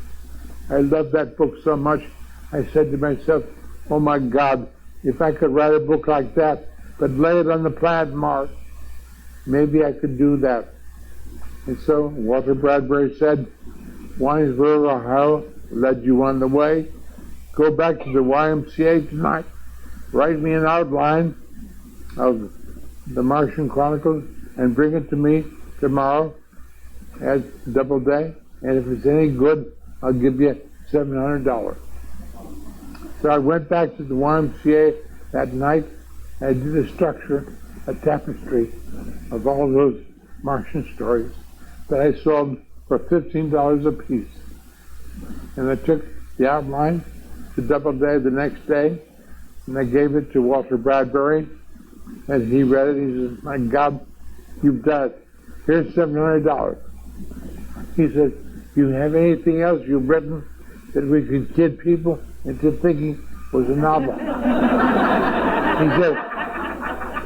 He said, The Martian Chronicles is not a novel, but you made it into one. You put the structure together, and we'll publish that. But do you have anything else like it you can offer me? I said, well, I've written a short story about a man with illustrations all over his body. He has tattoos, and when he perspires, the tattoos come to life and tell their stories. He said, here's another seminar.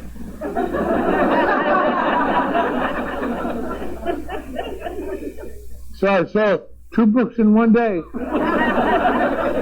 I didn't know what I'd done. But what is the answer? Love, isn't it? It's love, love, love. The love of the planet Mars. I met the illustrated man when I was 12 years old at a carnival in my hometown. But I remember the illustrated man He was just a tattooed man, but I wrote about him when I was 30 years old. Now let me give you another example of the way I live. When I was 12 years old, Carnival came to town. It was down by the lakefront. I went down one night, and there was a man called Mr. Electrico.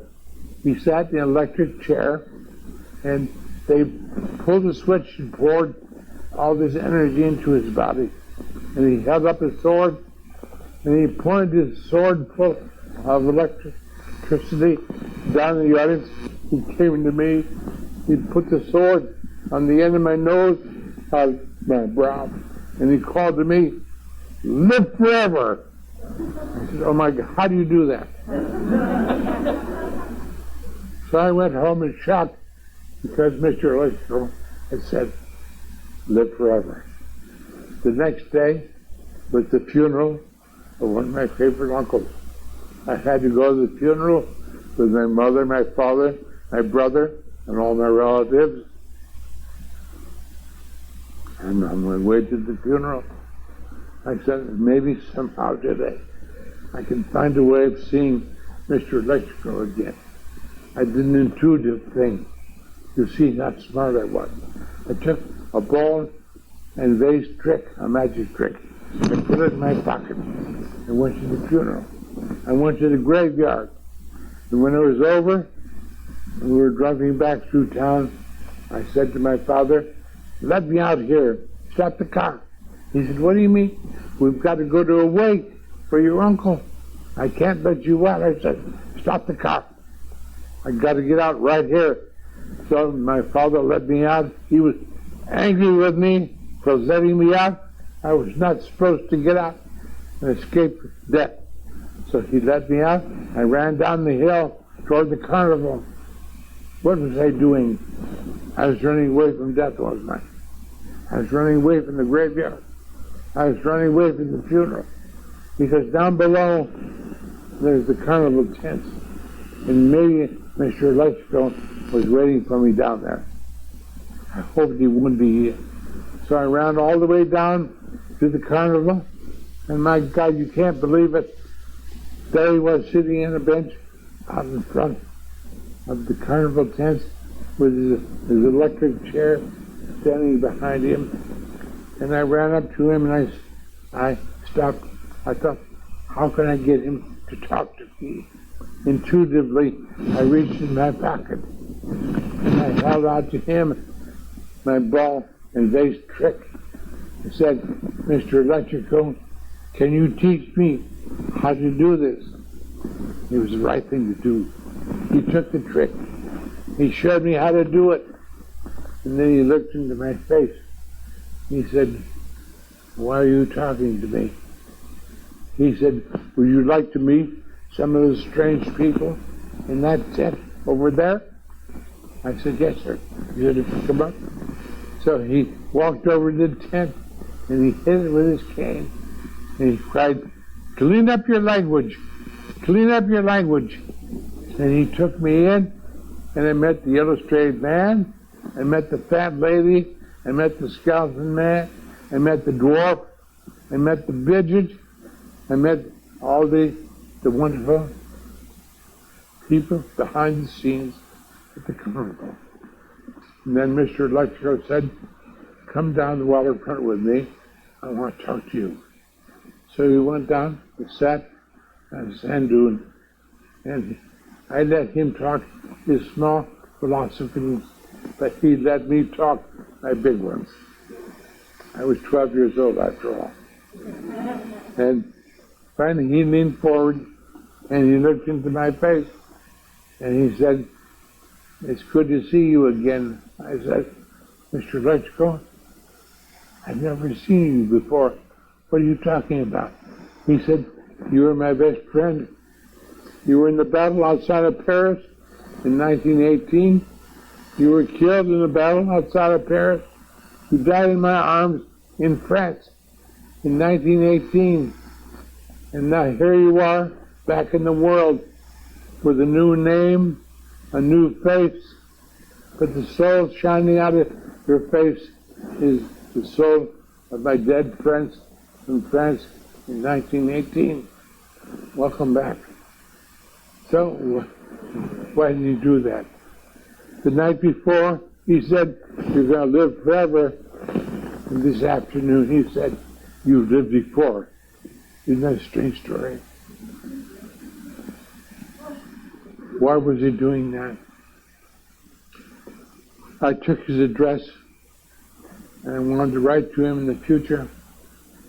He told me he was a priest that had lost his work. He was a defrocked priest. And he belonged in the Episcopal Church down in Cairo, Illinois. And I wrote to him a week later when I got out in Arizona.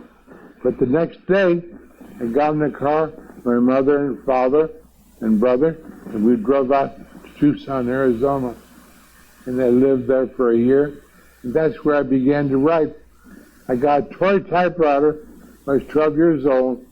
I wrote my first short novel dedicated to Edgar Rice Burroughs and the planet Mars on that typewriter in Tucson in 1932.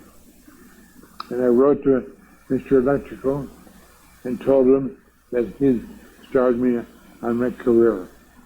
And didn't hear from him after that.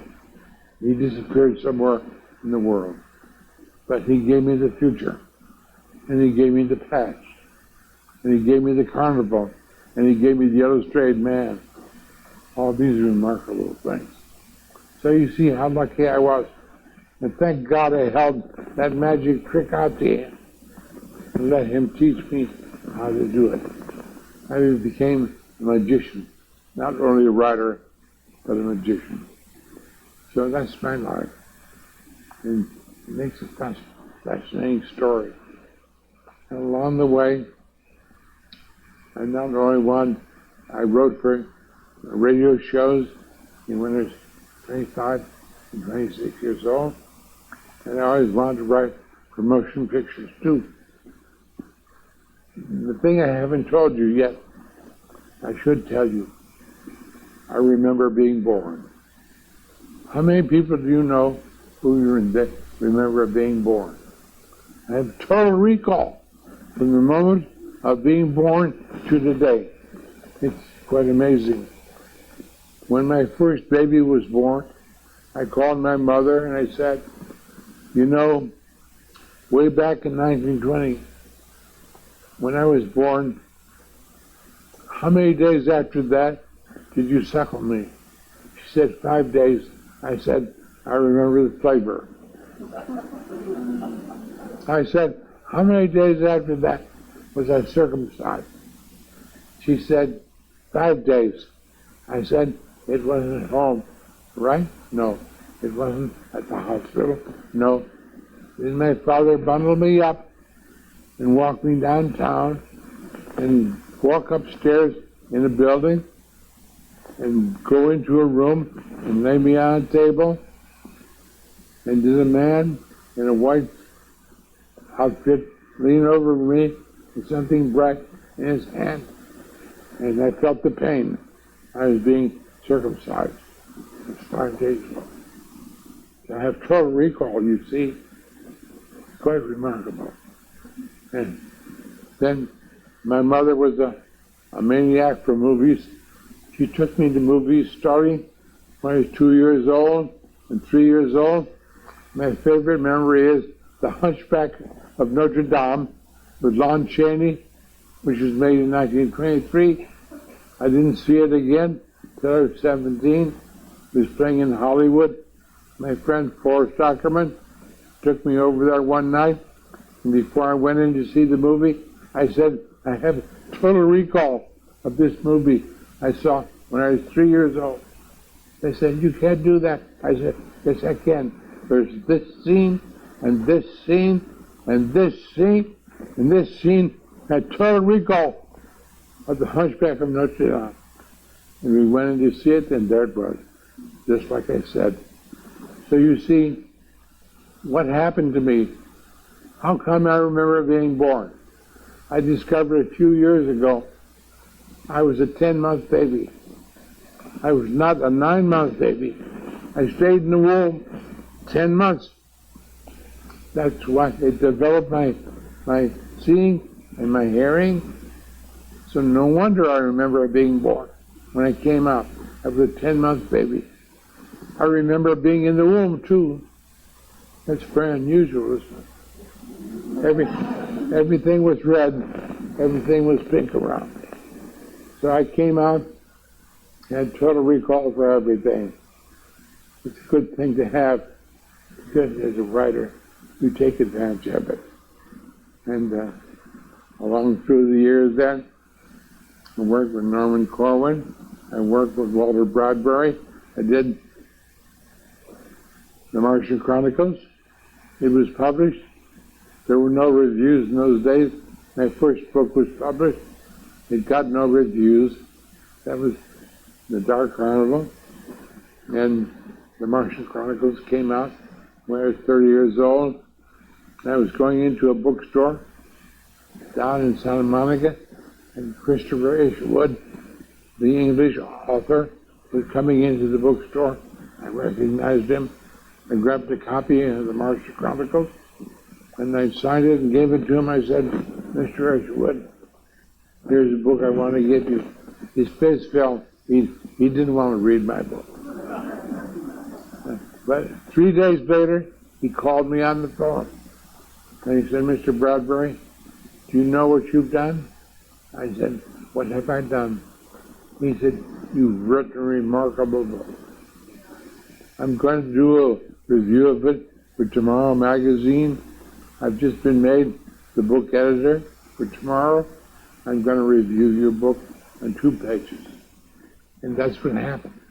And then, in the middle of 1950, he called me, and he said, Aldous Huxley, the English author of many wonderful books, including books about the future, but Aldous Huxley wanted to meet me.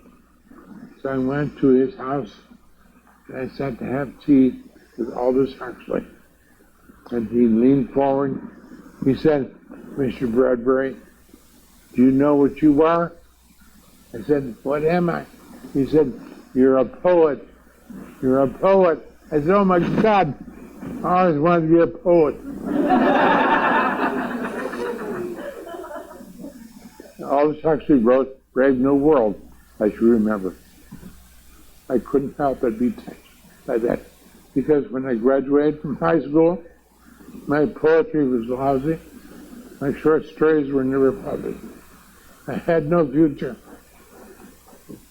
If you look in the yearbook of 1938 for LA High School, it has a picture of me. It says, likes to write short stories, admired as a thespian, and headed for a literary distinction.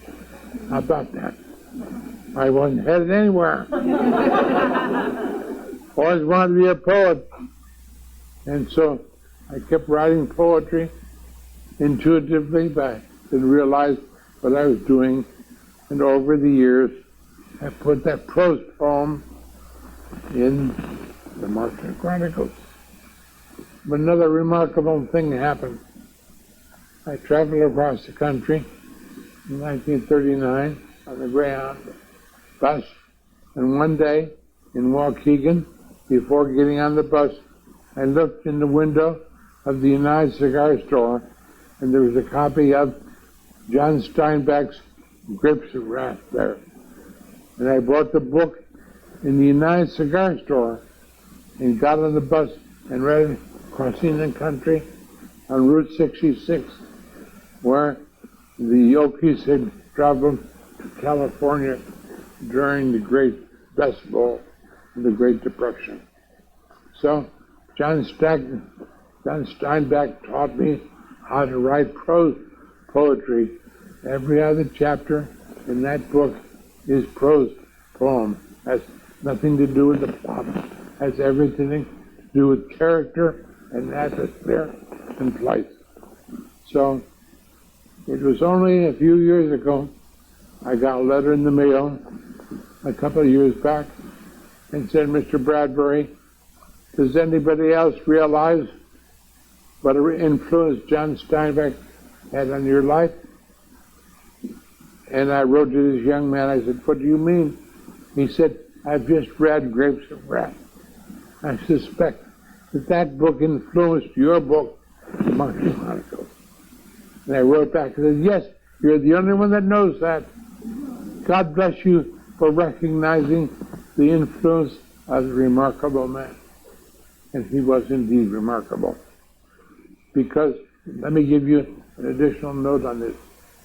I traveled through Mexico when I was 25 years old, and Mexico was a strange experience to me. But I stayed overnight in a private hall, and in the morning I got up and had breakfast, and at breakfast a large shaggy dog ran into the room, a giant shaggy dog with one blue eye and one brown eye.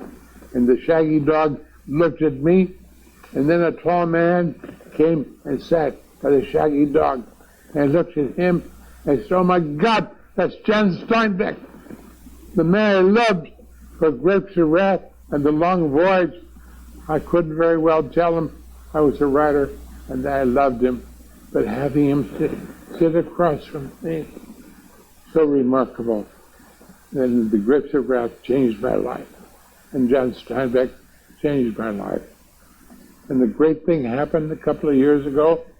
I met John Steinbeck's son up in San Francisco a couple of years ago. And he said, you know, Mr. Bradbury, a wonderful thing happened to our family of children about 20 years ago. I said, what? He said, John Steinbeck, our father, read from your books to us. Can you believe that? John Steinbeck is reading the Martian Chronicles to his children, and he influenced me. You see how it works? It's a tennis game, isn't it? Back and forth. Love for love, love for love. So this is my reaction, and I wish I had a chance to thank Steinbeck for its influence on my life. I decided to write him a love letter, about 20 years ago, and say, dear Mr. Steinbeck, thank you for influencing me. When I mailed the letter, it was the day he died. So he never read it. It's a shame, terrible shame. I'm sorry that letter never reached him. But my life has been love, and all these discoveries along the way. Along the way, my friend John Norman Corwin came to me and said, you love the films of John Huston, don't you? I said, yes, I do. I love The Maltese Falcon. I've seen it a dozen times. He said, you'd like to have dinner with him tonight? I said, no, I don't. I can't have dinner with him. And Norman Corwin said, why don't you want to have dinner with John Huston? I said, because I can't prove my love. If I have enough proofs of my love, someday I'd like to meet John Huston. So 2 more years went by. I published The Martian Chronicles. I published The Illustrated Man. I called my agent and I said, will you get hold of John Huston and tell him that I want to have dinner with him? So one night, it was St. Valentine's Night, 1951, St. Valentine's Night, a great night to start a love affair with John Huston. And I went to have dinner with him. I put my books on the table, the Illustrated Man, The Martian Chronicles, Star Carnival. I said, Mr. Huston, it's very simple. If you love me well enough, reading these books as I love you for the work you're doing in films, someday hire me. So he took those books, he went to Africa to make The African Queen, and he wrote back to me and said, you're right, Mr. Bradbury, someday we're going to work together. I don't know when, but it will be someday. So, 2 years later, I got a phone call from John Huston, and he wanted to meet with me. And I went to see him in his hotel one night in the summer of 1953. And he gave me a drink, and he stood over me. He said, "Well, kid, what are you doing in the next year?" I said, "Not much. Not much." He said, "How would you like to come and live in Ireland with me and write the screenplay of Moby Dick?" I said, "Oh my God, Mother, who could read that book?"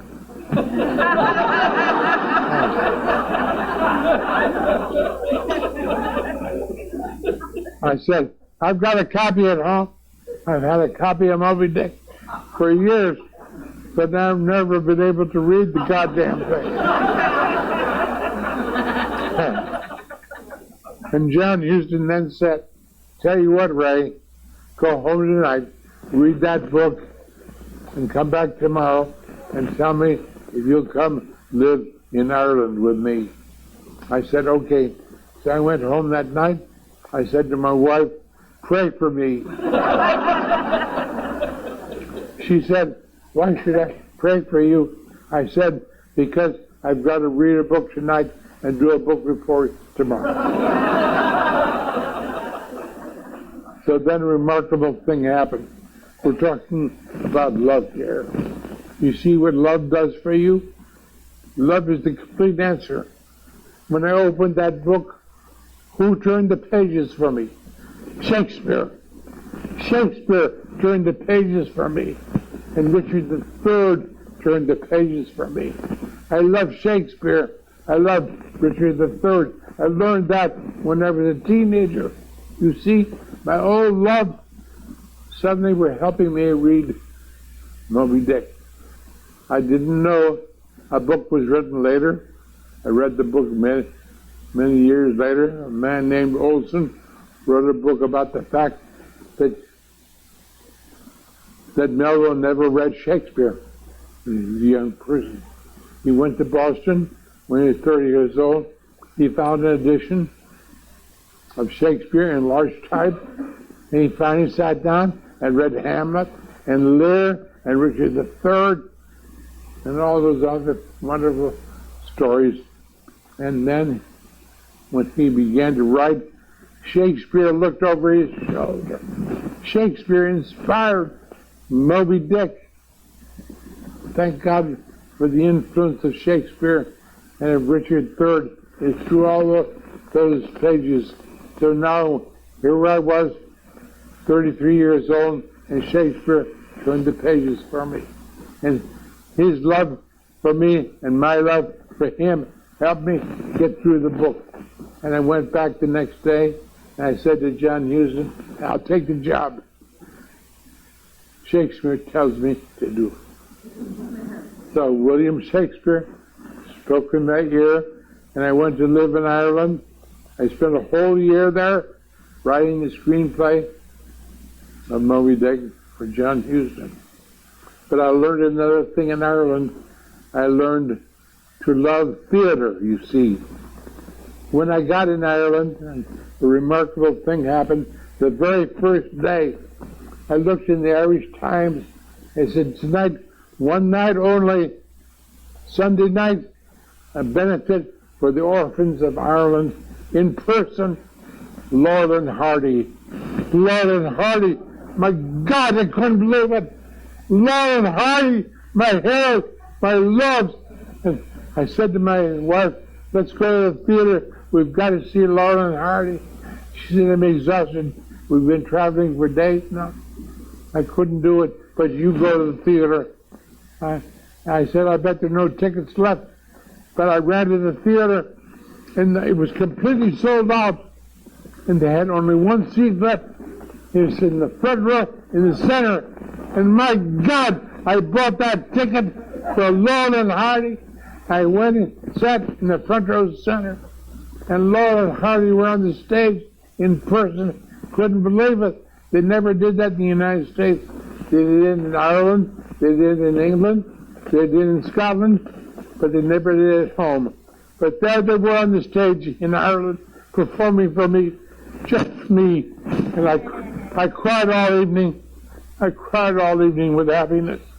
And when it was over, I went backstage, and I stood outside the door of Laurel and Hardy, just looking at my loves. And I didn't say a word to them. I didn't bother them. I watched their friends going in and out. And after an hour of just staring at them in their dressing room, I had to leave. But my God, what a way to start my life in Ireland. Don't you agree? With my loves. I went back to the hotel, spent the next 8 months writing on that book, because Shakespeare told me how to do most of it. And one day, after I'd been working on it for 8 months, I got out of bed one morning, and I looked in the mirror and I said, I am Herman Melville. And I ran to the typewriter. I spent 8 hours just beating the hell off the typewriter. I wrote the last 30 pages of Moby Dick in just one day, in 8 hours, and everything you see next time you look at the film, the last 30 minutes of that film were created in that one day. So when I finished writing that, I took my script and ran across the city. I threw the screenplay in John Huston's lap, and I said, there, I think it's done. And he read it, and he said, oh my God, it is done. Start the cameras. What happened? I said, John, behold, Melville is here. I said, but look quickly, he'll be gone any minute now. And that's a true story. For one day, I was Herman Melville. And the film turned out beautifully.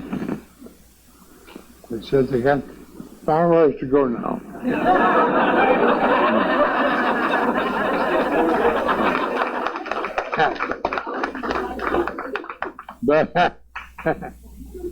But anyway, the film came out, and Melville remained the constant influence in my life.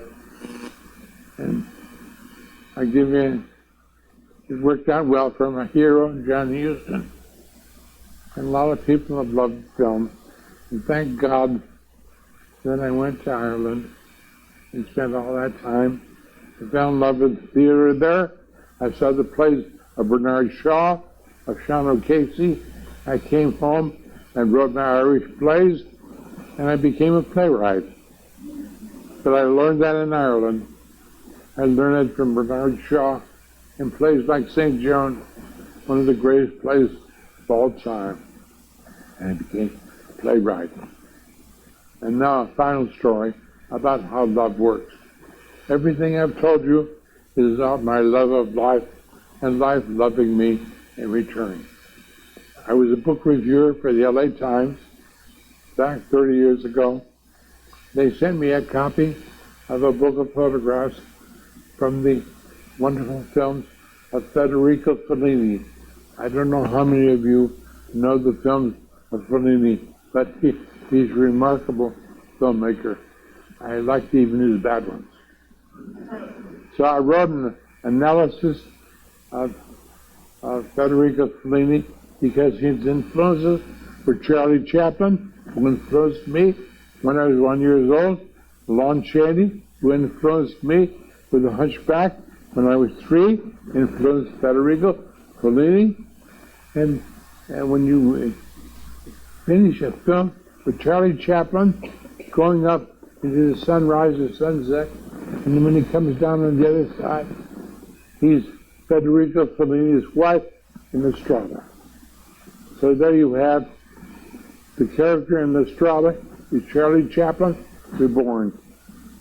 After that review was published, I got a letter from Rome, and it said, Dear Mr. Bradbury, I've just read your review of my films.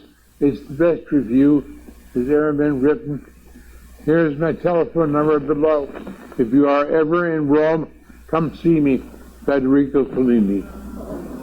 So the next August, I took my daughter over to celebrate her 20th birthday, and I called Federico Fellini. I spent breakfast, lunch, and dinner with him. I met Nino Rota, who wrote the score for his films, and when the whole visit was done, at the end of a week, Federico Fellini took me back to my hotel, and he put his arms around me, and he cried, "My twin, my twin." So there you have it, you see. He loved me, and I loved him. The answer for everything and the message I have for you when you leave here tonight, when you go to bed tonight, decide what you love with all your heart. If you do what you love and love what you do, and if no one believes in you, get rid of them. I had a lot of people that helped along the way who loved me, and I loved them. There is no hatred in me. There's no bitterness. I love life. That's the message I have to give to you. And now that I am warned I have only 30 seconds left, so my final message is this. What you see here, I love France, I love Paris, and 6 months ago, the French ambassador to America came to LA, and he brought this award from the French people to me. This is an award from all the people of Paris and all the people of France. I am now a commander in the Order of Arts and Letters in all of France. Now that I'm commander in the Arts and Letters in France, I command you to love my speech and to love me. I don't know what the hell I'm doing here. I'm the least scientific of all the people up on the platform here today. 9-year-old boys are always finding me out. A 10-year-old boy a few years ago ran up to me and said, "Mr. Bradbury?" I said, "Yes." He said, "That book of yours, The Martian Chronicles?" I said, "Yes." He says, "On page 92? I said, "Well," he says, "where you have the moons of Mars rising in the east?" I say, "Yes." He says, "No."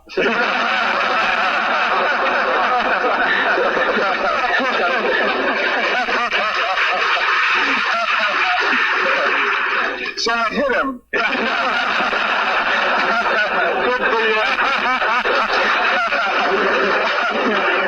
I'll be damned if I'll be bullied by boys.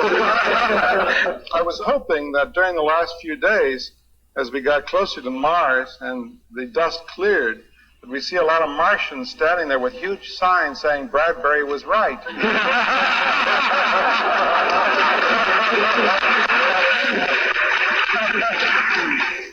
Or even Clark. And I brought along today, I'm going to keep this short because I'd much rather listen to our scientific friends here today tell us about what's coming up this week. But every time I get a group of people together and have them trapped in a hole like this, I bring a poem, see? And you can't escape me. But luckily it's a short poem, but it sums up some of my feelings on why I love space travel, why I write science fiction, why I'm intrigued with what's going on this weekend on Mars. And part of this has my philosophy about space travel in it, and if you'll permit, I'll read it to you. It's very, very short. The fence we walked between the years did balance us serene. It was a place half in the sky where in the green of leaf and promising of peach, we'd reach our hand to touch and almost touch the sky. If we could reach and touch, we said, 'twould teach us not to, never to, be dead. We ached and almost touched that stuff. Our reach was never quite enough. If only we had taller been and touched God's cuff, his hem, we would not have to go with them who've gone before, who, short as us, stood tall as they could stand, and hoped by stretching tall that they might keep their land, their home, their hearth, their flesh and soul. But they, like us, were standing in a hole. Oh, Thomas, will a race one day stand really tall, across the void, across the universe and all, and measured out with rocket fire, at last put Adam's finger forth, as on the Sistine ceiling, and God's hand come down the other way to measure man and find him good and gift him with forever's day? I work for that. Short man, large dream. I send my rockets forth between my ears, hoping an inch of good is worth a pound of years. Aching to hear a voice cry back along the universal mile, we've reached Alpha Centauri. We're tall. Oh God, we're tall.